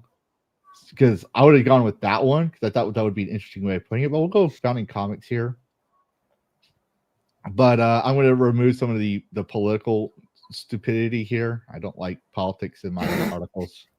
In a recent latest case of melting down a genuinely interesting creative choice, a new report has revealed that while the Assassin's Creed game was originally set to tell the story of a freed slave who joined the Brotherhood in the years immediately following the American Civil War, Ubisoft ultimately scrapped these plans in order to avoid the headache of dealing with America's current obsession with intellectually dishonest pearl clutching. Word of the now canceled Assassin's Creed entry was brought to light courtesy of GameFile reporter Stephen Totilio, who had himself gleaned the information from interviews with 5 concurrent and former Ubisoft employees who spoke to GameFile on the condition of anonymity because they were not authorized to speak about the project. And I believe that's a thing because, NDA is literally a spoken gospel. Everybody, even indie devs, use NDA. I have like 15 NDAs that are still active until I'm like 55. I'm not kidding. Oh, wow. Yeah. According to these anonymous employees, the follow-up to the Assassin's Creed Shadows would have taken its furthest jump yet towards the present day and dropped players into America's Reconstruction era, a period of roughly 12 years, immediately following the conclusion of the country's civil war, defined by its efforts to both rebuild the war-torn nation and enforce its new no-slave status quo. There, the players would have stepped into the shoes of a now freed black slave who, after moving to the West in search of a new life following years of forced labor in the South, is recruited by the Brotherhood to deal with a brewing plot with former Confederate states. While Tostilo's report does not provide any details regarding the plot, they confirmed the game would have seen the protagonist dealing with the birth of the Ku Klux Klan, which was born into its pathetic existence in 1865.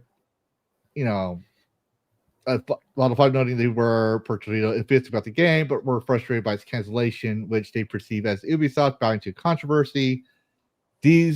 Three of these sources further explain that, according to the internal communication at Ubisoft's Paris HQ, the American set Assassin's Creed was canceled for 2 explicit reasons. The first, the online backlash that sprang to the reveal of Yasuke, a historically inspired black samurai, as a protagonist in the company's then upcoming Assassin's Creed Shadows, and concerned the political climate in the United States was becoming increasingly tense. The last part I can believe, but we're like, we can continue on in here, but I think we can stop here because it's long. But what do y'all think? What do y'all think of hearing those news? I was talking about this with the cartoon gentleman yesterday, and I do think it is pretty interesting. I do think this game would have had potential if it was written during the Black Flag days when they made the Freedom Cry DLC and could write stuff like this. I know Edemion also said as much in his video, and I believe he's correct that Ubisoft could have written this story, but in the modern day, there's just too many bad writers that would have just conflated things with modern times, and then it would have looked like the new Wolfenstein games. I would have to agree. I was actually going to reference Freedom Cry as well, which I looked a little bit into it. The game didn't. I played a little of it, and it's like, okay, it's a simple DLC. DLC. Yeah, but it was an interesting idea. The whole kind of like Kunta Kinte, overcoming type storyline that is interesting to have. And I have a habit of calling it Ass Creed. Thanks, Bellular News. Now it's Ass Creed. It used to be great. Yeah, but I don't think this was exactly a wrong decision. I think they looked at it. Someone probably ran a series of simulations of how this would have been perceived, and they might have gotten like 11 out of the 12, which all showed that this is being just a badly received game, or being received as more political than what it was intended to. And as much as I would actually really find a Civil War Assassin's Creed interesting, like we had Revolutionary War, okay, that's cool, but Civil War, like, yeah, that would be, a Django Unchained kind of storyline. I would welcome that, but then again, I can look at something without going full tribalistic into it, and they probably thought nobody else would. I think there's another reason why they did do it, because in the post-Civil War, right, the South did not look fondly towards Republicans, calling them carpetbaggers, because they were always carrying carpet bags, traveling from place to place to make sure that slavery was not still being used. Like it was like the sovereign states after the war was under military rule. Like it was under martial law. But also the freed slaves, the Africans, were Republican when they were freed. They ended up being part of the Republic. Like they becoming part of the Republican Senate. They were voting Republican. And I don't blame them. I mean, if the other side, the Whigs and Democratic Republicans, is what they were calling themselves at that time period, not a DMC, if they were the ones that are like, yeah, we want slaves, I don't think I'd want to be around them either. Like, so, but that would destroy your narrative. And the reason I say that is, well, they have a union. I covered it in my thing before. This time I was able to pull it up, but I'm just giving you 3 articles here. They're in French. I'm gonna say the English. Fascist attack on the Gnome Project. I don't know what that is. I didn't bother looking into it. But criminal child photos of torture animals were sent in mass by accounts bearing the name of a Trump pro-fascist. Right. So they're trying to, they got caught with this stuff and they're trying to say it was a Trump fascist, right? Wouldn't do anything on its own until you add something like this. And this is the union. This is the union. Solardi's Informatique is the union that represents Ubisoft France. Yeah. It's a pretty striking statement to make. Yes. Let's take this English again. The far right is still enemy of workers. Resigning yourself is not inevitable. They're talking about the French far right. They also mention YouTubers, French YouTubers that talk against them and stuff. So you have that. How is that representing the employees of Ubisoft? I have no clue. I am not a union member. I don't know how a political take helps me have a better work climate. And then they have this. The specter of Gamergate. Yeah. Sweet Baby Inc. They talk, the Sweet Baby Inc. detected. So right then and there, you can tell they were ecstatic about making a game based on the Civil War and fighting the white man as a black man during the time where racism lost to, socialism, whatever thing they want to narrate it to, right? So it would not be a historically accurate game, just like Assassin's Creed Shadows. This is why I think Ubisoft's executives like, yeah, we're not going to touch this. And the developers, which are mostly union members now, right, are like, but we wanted to own the chuds. Like, I don't do a lot of culture war, but Ubisoft has been doing this for a very long time. And when Yves allowed these people in 2018, you just started like it was a slow corporate greed decline. They for the most part stayed away from the nonsense of Gamergate. Like they were actually they were accused of adding female characters to appease the mob, right? But it wasn't in a sense like they're doing now. Once they've had these people in there, you see woke elements all like you see a drastic change from 2018. Like prior to 2018 when they came in to now, like you see that 2018, you can just see the flip flop, and that was because of this union. Like I said, I covered it before, but I think, and I'm going to go back to the post, but I just wanted to give my sources there. That's what I think that the devs were like, yeah, I saw your script. And we don't have a Civil War expert to verify this because the last expert we had that you recommended was exposed as a fraud, and we spent so much time and resources trying to, stand behind this guy, only to they did make some money, but they're being bought. They're being bought into Tencent apparently or something like that now. Like I can't remember the exact thing, but Yves lost his company. All right, he's facing in a couple more days. He's supposed to go to court regarding the scandal back in 2020. So he's supposed to, add statements on that. He's kicked out as CEO. Now they had 2 co-CEOs. the woke DIE element has taken foothold in the executive level as well as in the union itself. Ubisoft is no longer the Ubisoft it once was. Alan Jones, hello. Alan Jones. And also has slavery in it. You play as a mixed race character, Evelyn. Oh, you're talking about AC Liberation, yes. But I think Ubisoft has stopped becoming Ubisoft a long time ago, and well, I would have loved to play this game, but not with the current writers today. Like, you give me, what was his name? He was the overhead for all the Assassin's Creed games, and he's in that scandal. I forget his name right now. He was the CCO. I have his face in my head, but I can't remember his name. But give me him back. Oh, wait, you can't because he's under house arrest because your court system in France doesn't go by evidence, but by testimony. So the judge can rule by testimony alone of union members who, in their site, literally admit that they're the ones that pushed the lawsuit. It was their union members that made the statements based on what? Mispronunciation of pronouns, or like they don't tell you what it was, but the whole article that when they came out with the scandal was alleged and accused, not confirmed.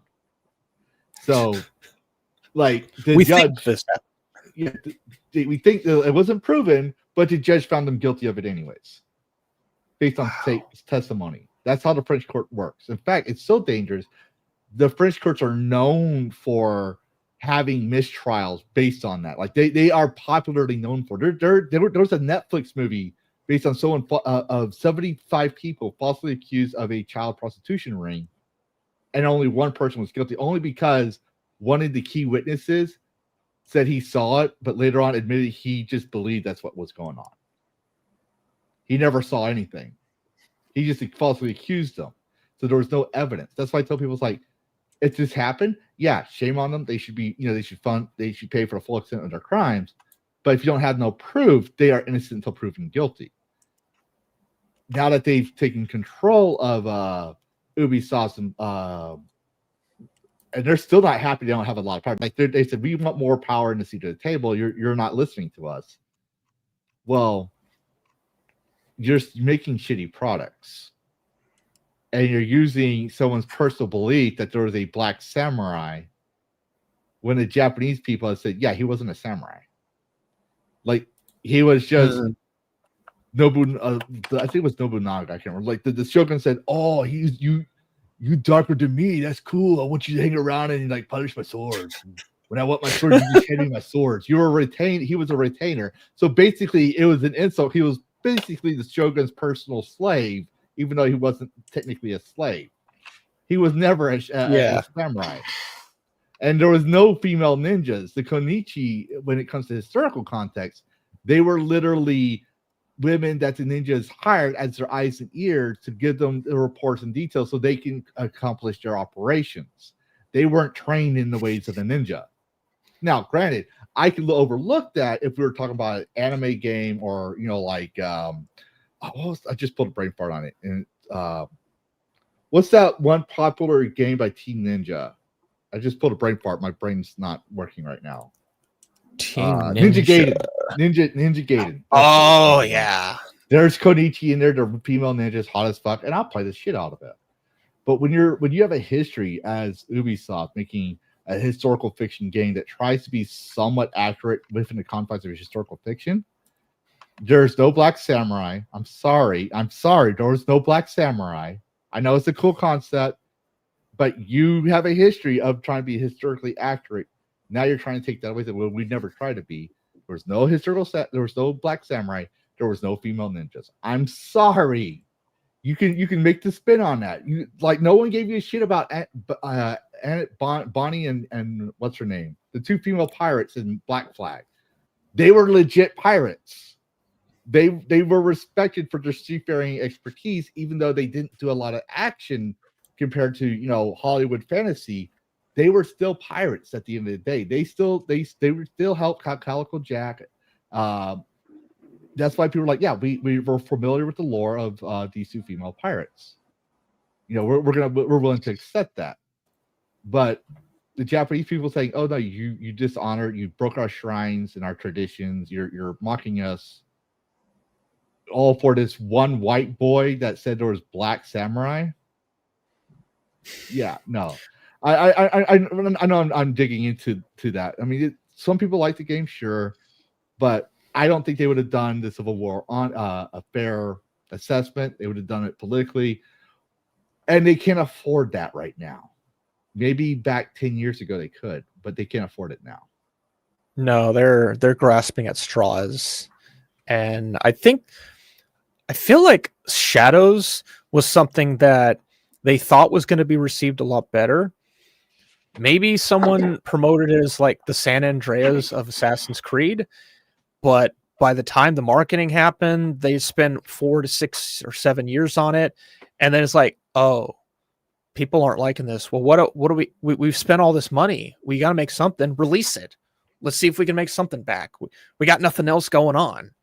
Mm-hmm. And then we got what's the comparison with RE5? Like what's there? Was there a comparison? I didn't see it.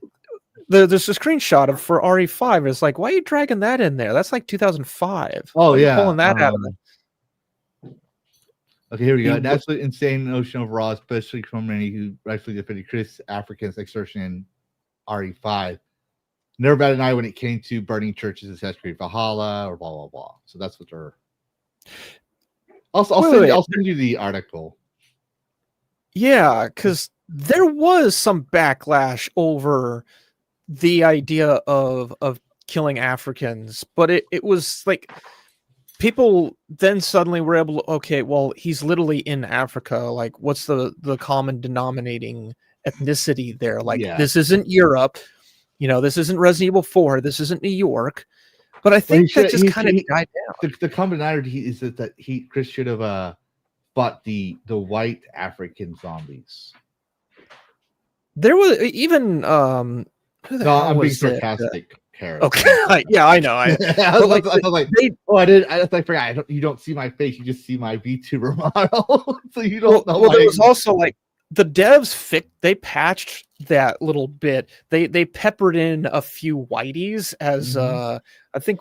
Oh, who's the Zero Punctuation? He mentioned that it's like there's a few whiteys peppered in here and there throughout the game. It's like, yeah, they did adjust that a little bit, so it wasn't like 98%. It was more they lowered the percent just a little bit, but there wasn't that much backlash. I have issues because I'm playing as Chris, right?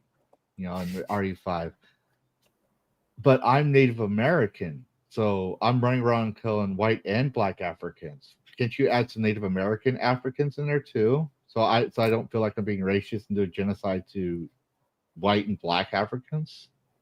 I mean, you bent the knee for this issue. Bend the knee for this one. Give us some Native American Africans.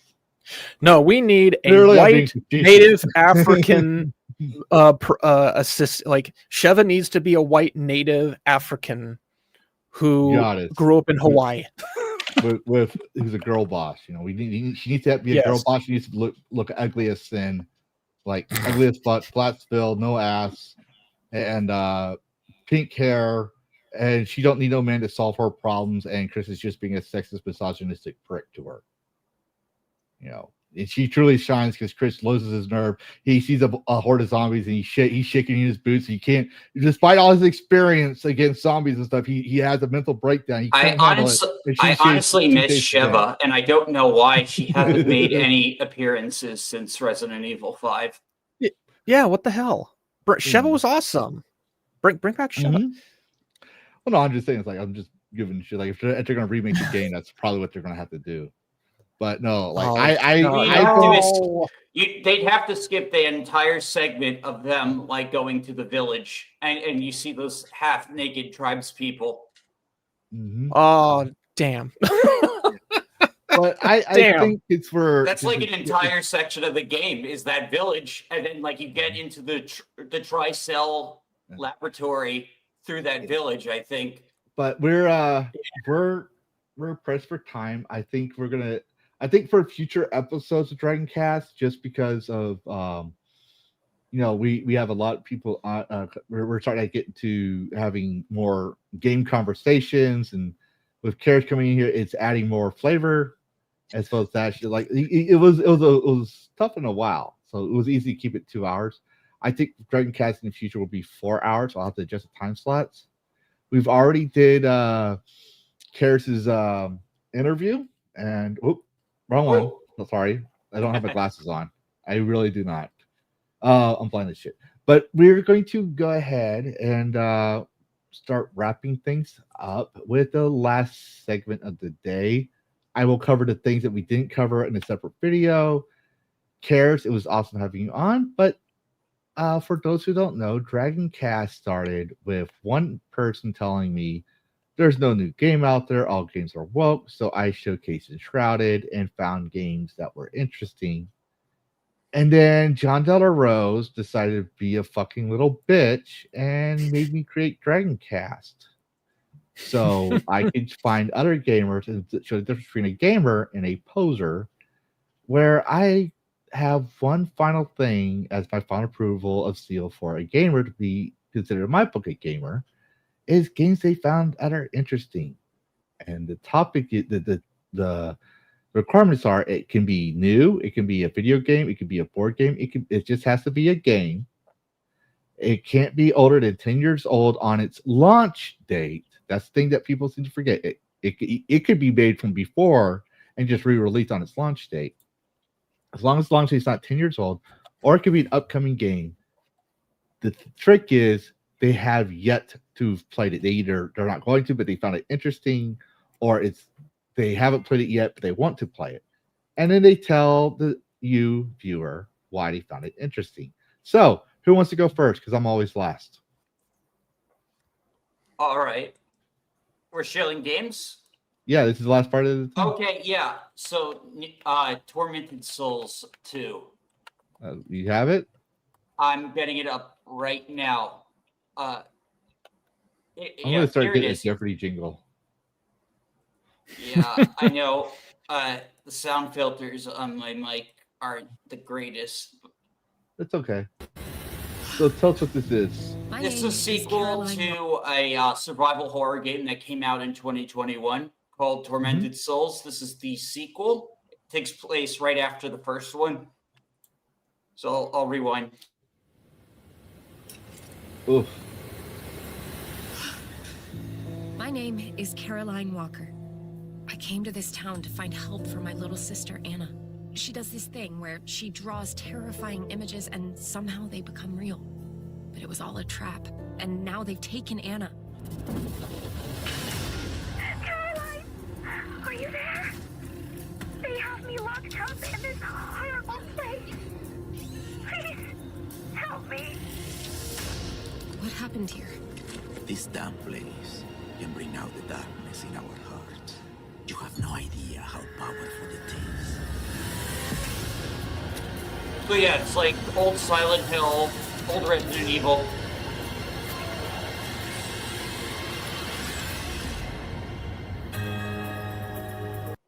Comes out in a couple of weeks. Awesome. October 23rd. Yeah, it looks pretty interesting. What made you pick that one? Well, it got my attention. I just beat the first one. Oh, okay. Yeah, so I'm eyeing it because it's going to be part of my Halloween horror stream series this year. All right. Karrus, what game have you found? I talked about it a little bit earlier just because I couldn't help myself, but it's called Liminal Point. Do you want me to send you a trailer on it? Yeah, just share your screen because you're the one that's talking about it. You're the one selling it to the viewers. Why you find it interesting? So I haven't trying to find the trailer right now. I kind of got out of the pause. What are you doing? What are you doing? Pause. Technical difficulties, people. Stand by. Yeah, I definitely need to make one of those things. Just for a fun blurb, derpy derp clips. Okay, let's make sure it's going to actually load up, and then I'll share my screen. What are you doing? What are you doing? Are you going to load? There we go. There we go. All right, let's share screen. Don't show these tips again. Which one can window? There we maximize. There we go. There we are.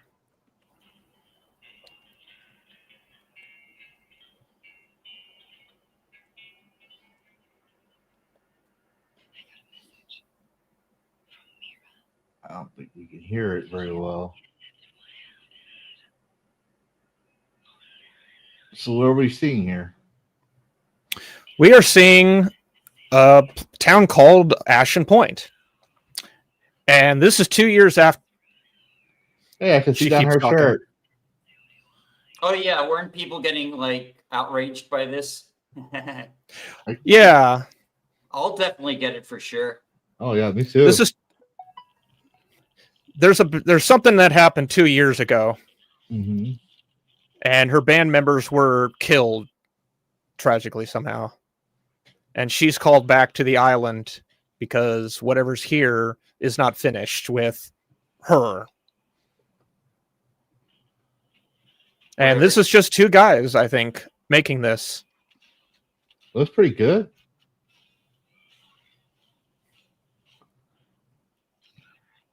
See, another thing I like is when is one thing AAA teams forget. They do the whole cinematics, but here Indie does. They focus on their gameplay.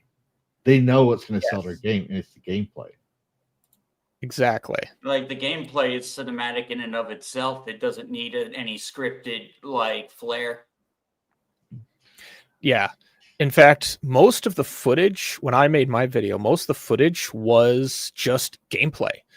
Like they've done a handful of like close-up cinematic shots for trailer effect, but a lot of it is just that isometric view and Lyra's just running around. In fact, like I had to get a bunch of clips and put them together because there's a lot of little clips that they sent me, but it was all mostly gameplay. And I thought, this is really cool. And it got me excited. Like, think about that. Like, I am so numbed by just major AAA games in general that the idea of this got me really excited. And I was like, "Ooh, not only am I going to make a video on this, I'm going to follow them. I'm going to keep track of their progress. I asked them, I was like, hey, wait, if you're doing a play test, if you do a demo, I want to be in on this. This looks amazing. I don't care. Give me a good word that, too. I want to join in. What's that? That looks like I want to put a good word for me too. I want to join in. Oh, like it looks fun. Well, I'll admit, like, hey, I know a couple people that would like to get test copies of this, and this is not a real. They're kind of new. They did The Devil in the Details, which you can go play the demo of that, and oh boy, these guys know how to do horror. They've got some experience. It's essentially the game is essentially like Observation Duty, but it's got some interesting twists. So I like that's my game. Yeah. That's what I like. That's a good recommendation, Lumino Point. And well, you say no horror, but I don't think they can do horror very well if they don't get the attention of Congress and certain Karens saying that their game demeans women and promotes violence towards women. This game that I'm about to show was re-released not that long ago, within the 10 years mark, we'll say, but it's old. The game is older than 10 years, but like I said, the launch date has to be within 10 years. So this is an anniversary edition of a game that shook a nation and terrified women and kept them indoors. This is a game that shook the ire of Congress and was initially banned, thus creating the ESRB. This game is going to be streamed tonight on Lavistro Plays. So, is it Nitro? I would. Well, it's rated T for teens. You tell me.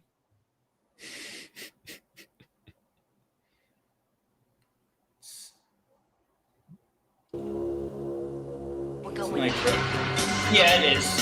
I knew it.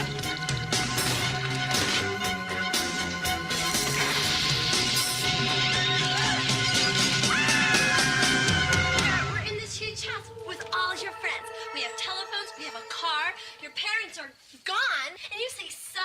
I've never what's the first thing played you Night think of? Trap because I was too little. Party!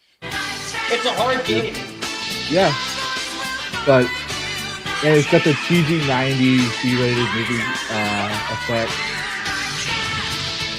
But I find it interesting because obviously Congress was offended by it, and so were a whole bunch of parents. It was no reason why the ESRB exists. So we're gonna Interesting. It's the 25th anniversary edition, right? So The remaster is pretty good. Like they cleaned up all the live footage. and they have all the editions. So like each year that it came out, you can go back and pull that edition in your options.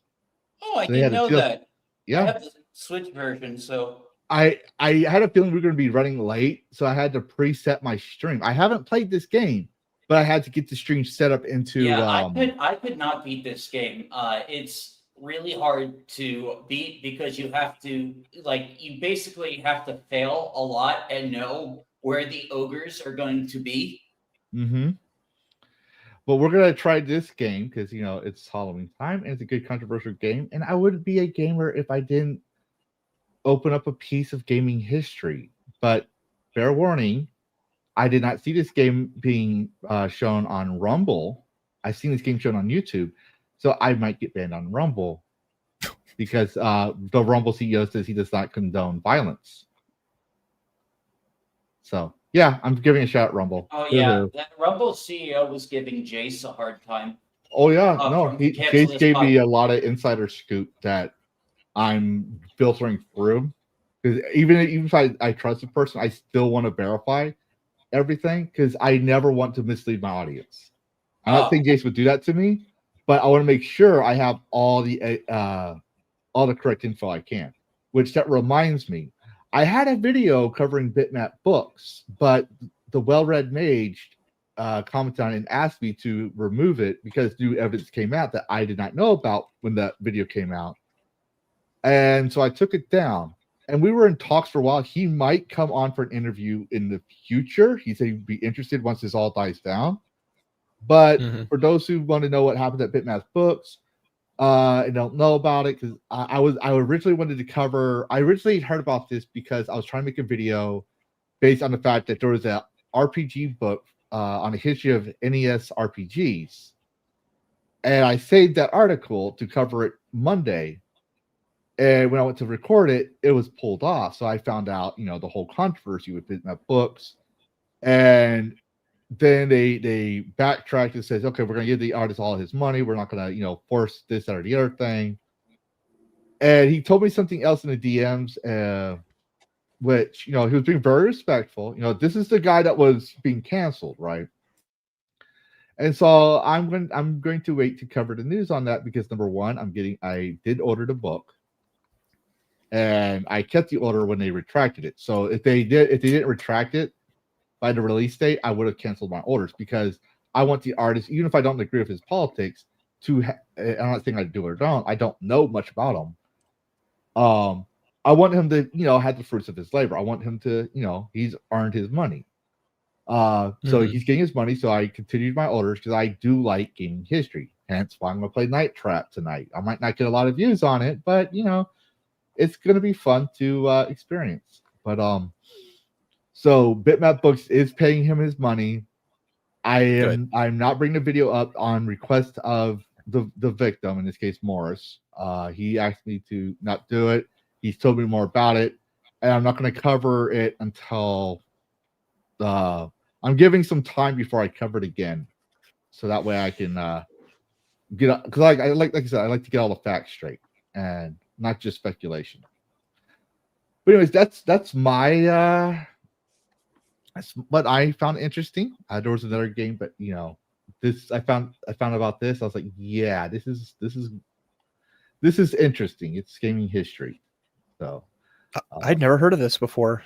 Night Trap? That is interesting. Yeah. You've never heard of Night Trap? Never heard of Night Trap? No, it's like this is It's famous. This is wild. This is what created the ESRB. This is it was wild. a Sega release game. Yeah, like you had people in Congress complaining about this game alongside Mortal Kombat because they thought it was a murder sim. Yeah, they called in a Karen that was like a counselor. She's like, I'm as a woman am offended about how they treat women in this game, and a psychologist who they literally cherry picked to select to say that games are causing violence. You're trying to save the kids. Like you open these trap doors and you try and trap them. Like the house is full of bogey traps. You're supposed to. They try and sneak in. You get them before they like kill one of the girls. Yeah, and they have quite a few of these. These are all from that time period. They had Night Trap. They came out with Double Switch. These aren't the original devs. These are the ones that pulled these original games. So they're the ones that are responsible for bringing them back. You got Double Switch, Ground Zero, Corpse Killer, and Kids on Sight. And Kids on Sight is the children's version of this. Not children's version of Night Trap, but the gameplay style. Right. Kid, and you're telling all these construction workers how to do their job, right? So the kids version of that video on demand type gameplay, which well, it was popular as well. But yeah, history, backyard baseball, yes. But yeah, the Night Trap was very controversial. It was the reason why ESRB exists. That's amazing. Yeah, I'm enlightened. Yeah, I have an issue with video game censorship in general, and I will tell. Like people like to point to Satanic Panic was the first episode of game censorship. I'm like, oh no, you sweet summer child. No, it wasn't. The first video game censorship was Death Race in the 1970s by the National Safety Council because it was mocking people running over people with cars. It was sick was their exact quote. And before that, people like to mention beer bans and prohibition, but they forget Pinball and Arcade was banned by prohibition. Hence why the Pinball Wizards song was made when pinball made a comeback. Yeah, I know a lot about. I can tell you game censorship going back to the medieval ages. Like people will be surprised. But that being said, we are done. File 13. Hello. We are done for tonight. Hey, wait. And we did cover your Shill Your Shit, but since you're also becoming a future panelist, you're also gonna get a chance to tell us what you got going on this next week. Do you have any videos coming out? Any gaming live streams? Scare us. What you got going on for the following until the next episode? I don't have any videos in the pipeline, but I have probably a multi-part stream where I'm going to be doing all like my spooky games in a series of, I guess you could say 2 to 4 hour streams, maybe 2 hours depending on where I am. I definitely want to do one this weekend where I just got a handful. I'm sorry. Wait, I forgot because I'm still new to monetization. We do have super chats. Then we'll go into it. I'm so sorry. It's like I forgot all about it. Super chats. We need to get them. Yeah. But I promised y'all that we would no longer have a certain clip playing all the time, but I had it temporarily. So I did make a super chat video to announce super chats. That thing fits my snark and the topic in general. You wanted this. Just remember, y'all wanted this. Y'all wanted something different than money, money, money. Y'all wanted this, not me. Dragon Senpai, notice me. Notice my super chat. Super chat buys you a beer. Buy Dragon like something nice. Yes, it's worth the price. Dragon Senpai, are you looking? I must break your brain. Super chat amount drives you insane. Did I break it yet? Dragon Senpai, say you will for me. Show my name on screen. Say my thoughts.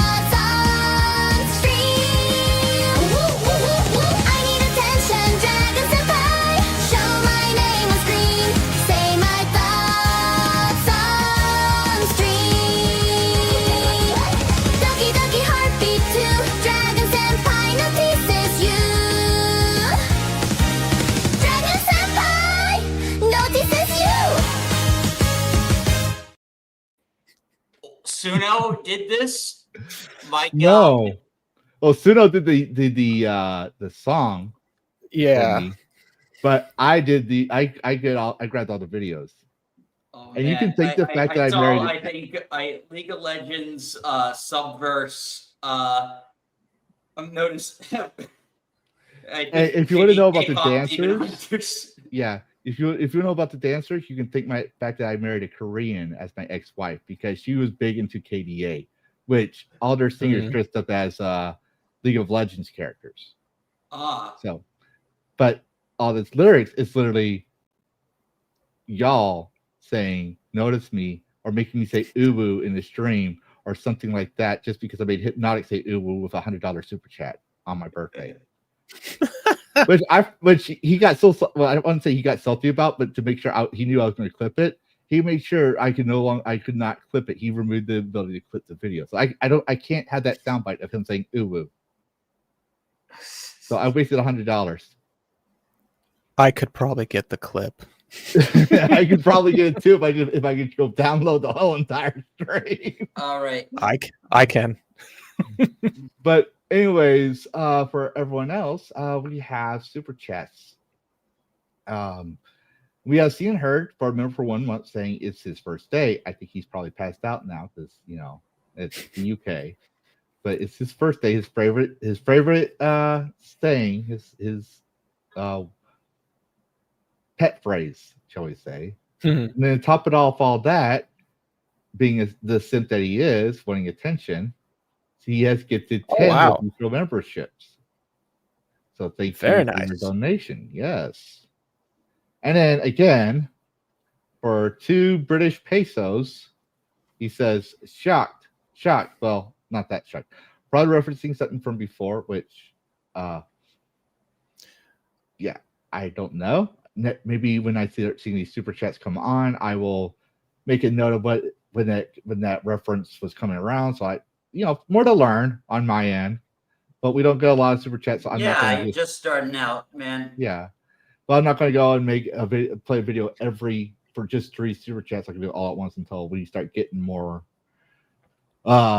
super chats, in which that's the whole purpose of the video, is to make sure I don't get super chats, because you're going to want to play a super chat if I have that.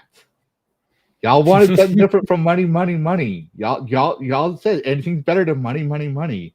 But we'll find out next time if you still believe that.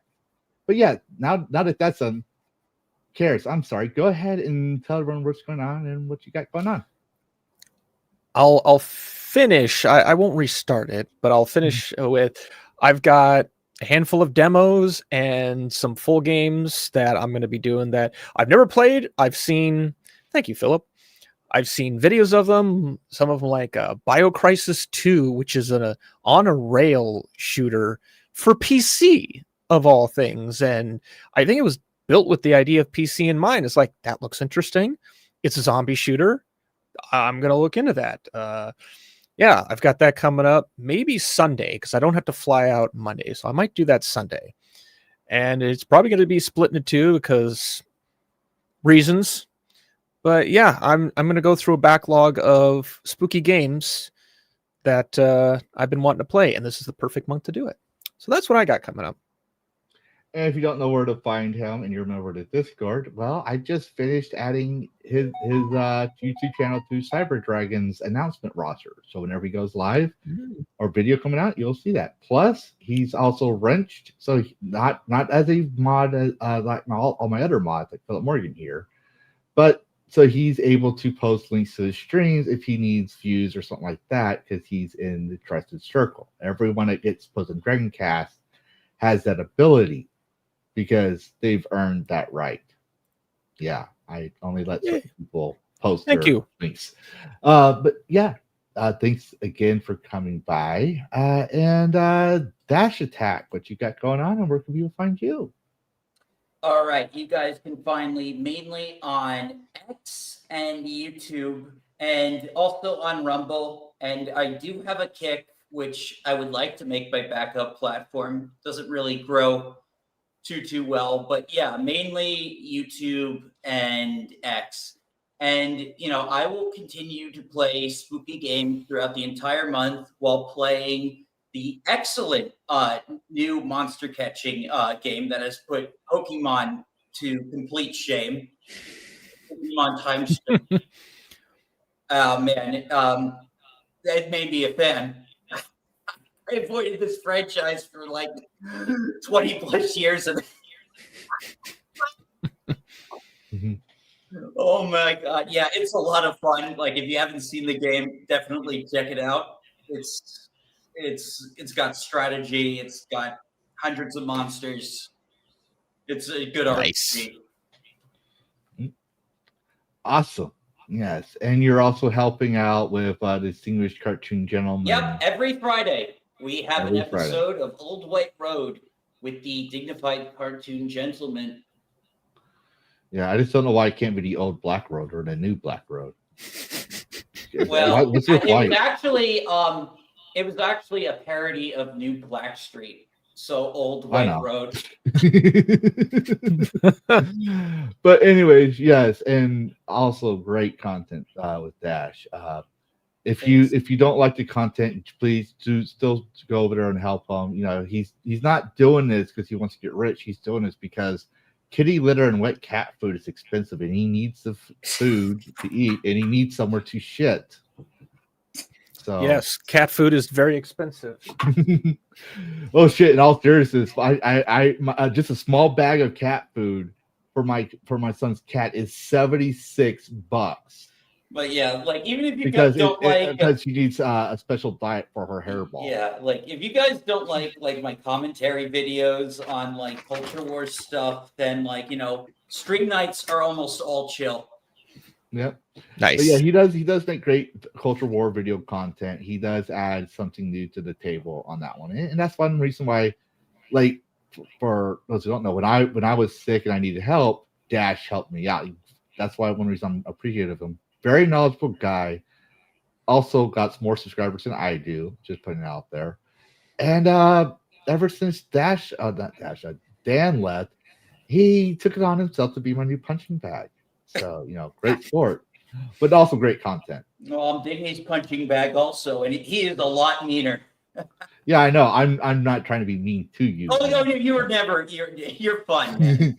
I know. I try to do it in a snarky way. Some people don't get that, but anyways, because we like to tangent, and it's been fun having you on, Karrus, Dash. I'm glad you were able to make it. Dash and Karrus, as you know, are going to be obviously panelists for DragonCast until you get tired of it, or when they say, Lavistro, you're a fucking asshole, you're fucking mean, you're fucking stupid. I just can't take it anymore. You just hate me because I have more subscribers than you, and you only have me here hoping to get my subscribers. I hate that you have a dragon. Exactly. But for me, I'm going to be host. I can't seem to do this until each stream is over on Rumble. But I'm going to be playing Night Trap tonight when 10 p.m. Central, 11 p.m. Eastern. And then we'll, if we finish the game, we'll go back to Dead Space. It's just I wanted to play a certain piece of gaming history, and I did not know it was on Steam until this week, actually, when I was looking for a game to find that was interesting. So we're going to play that because it's Halloween, perfect Halloween game, even though it's going to be cheesy as fuck. And then we got World War Z on Wednesdays. We got the Red Shirts on Fridays. And I'm trying to get back into gaming news, coming up with different new upcoming games as well, trying to find things relevant to gaming that's add to your gaming news diet. So you watch your Hypnotics, you watch your Smash JTs, you get your Alyssa Mercante fix, whatever. And then when you want some real gaming news, you just come over here and find anything that's interesting for yourself. Yeah. I know. I love you. I love you, JT, in a non-homo way. But I've had enough of the. I think I told him this many times. I had enough of the Alyssa Mercante. I had enough. I think a lot of us have, but he needs to cover it. So yeah, no, I know. Yeah, I just like to give him shit for it. Just like he had a picture of him and his son, like awesome dad too, right? Had a picture of him and his son playing games, or video. It's like we've actually found proof that especially doesn't play games. He just streams his son playing games. We just don't see his son in the stream. He's off camera with a controller. Yeah, but great sport guy on that one. But anyways, everyone else, y'all have a good night. Play games your way. Happy gaming, and see you next Saturday. Bye. Bye. Bye-bye.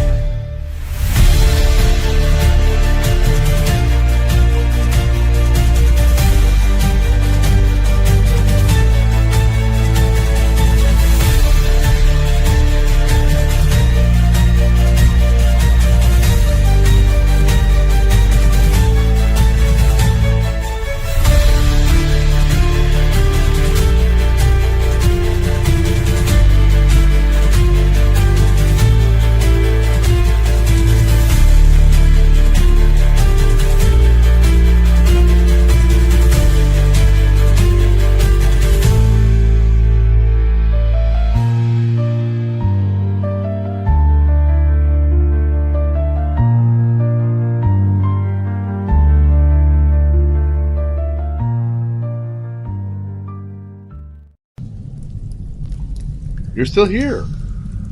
What? You thought there'd be a post-credit scene or something? This isn't a Disney movie. Show's over.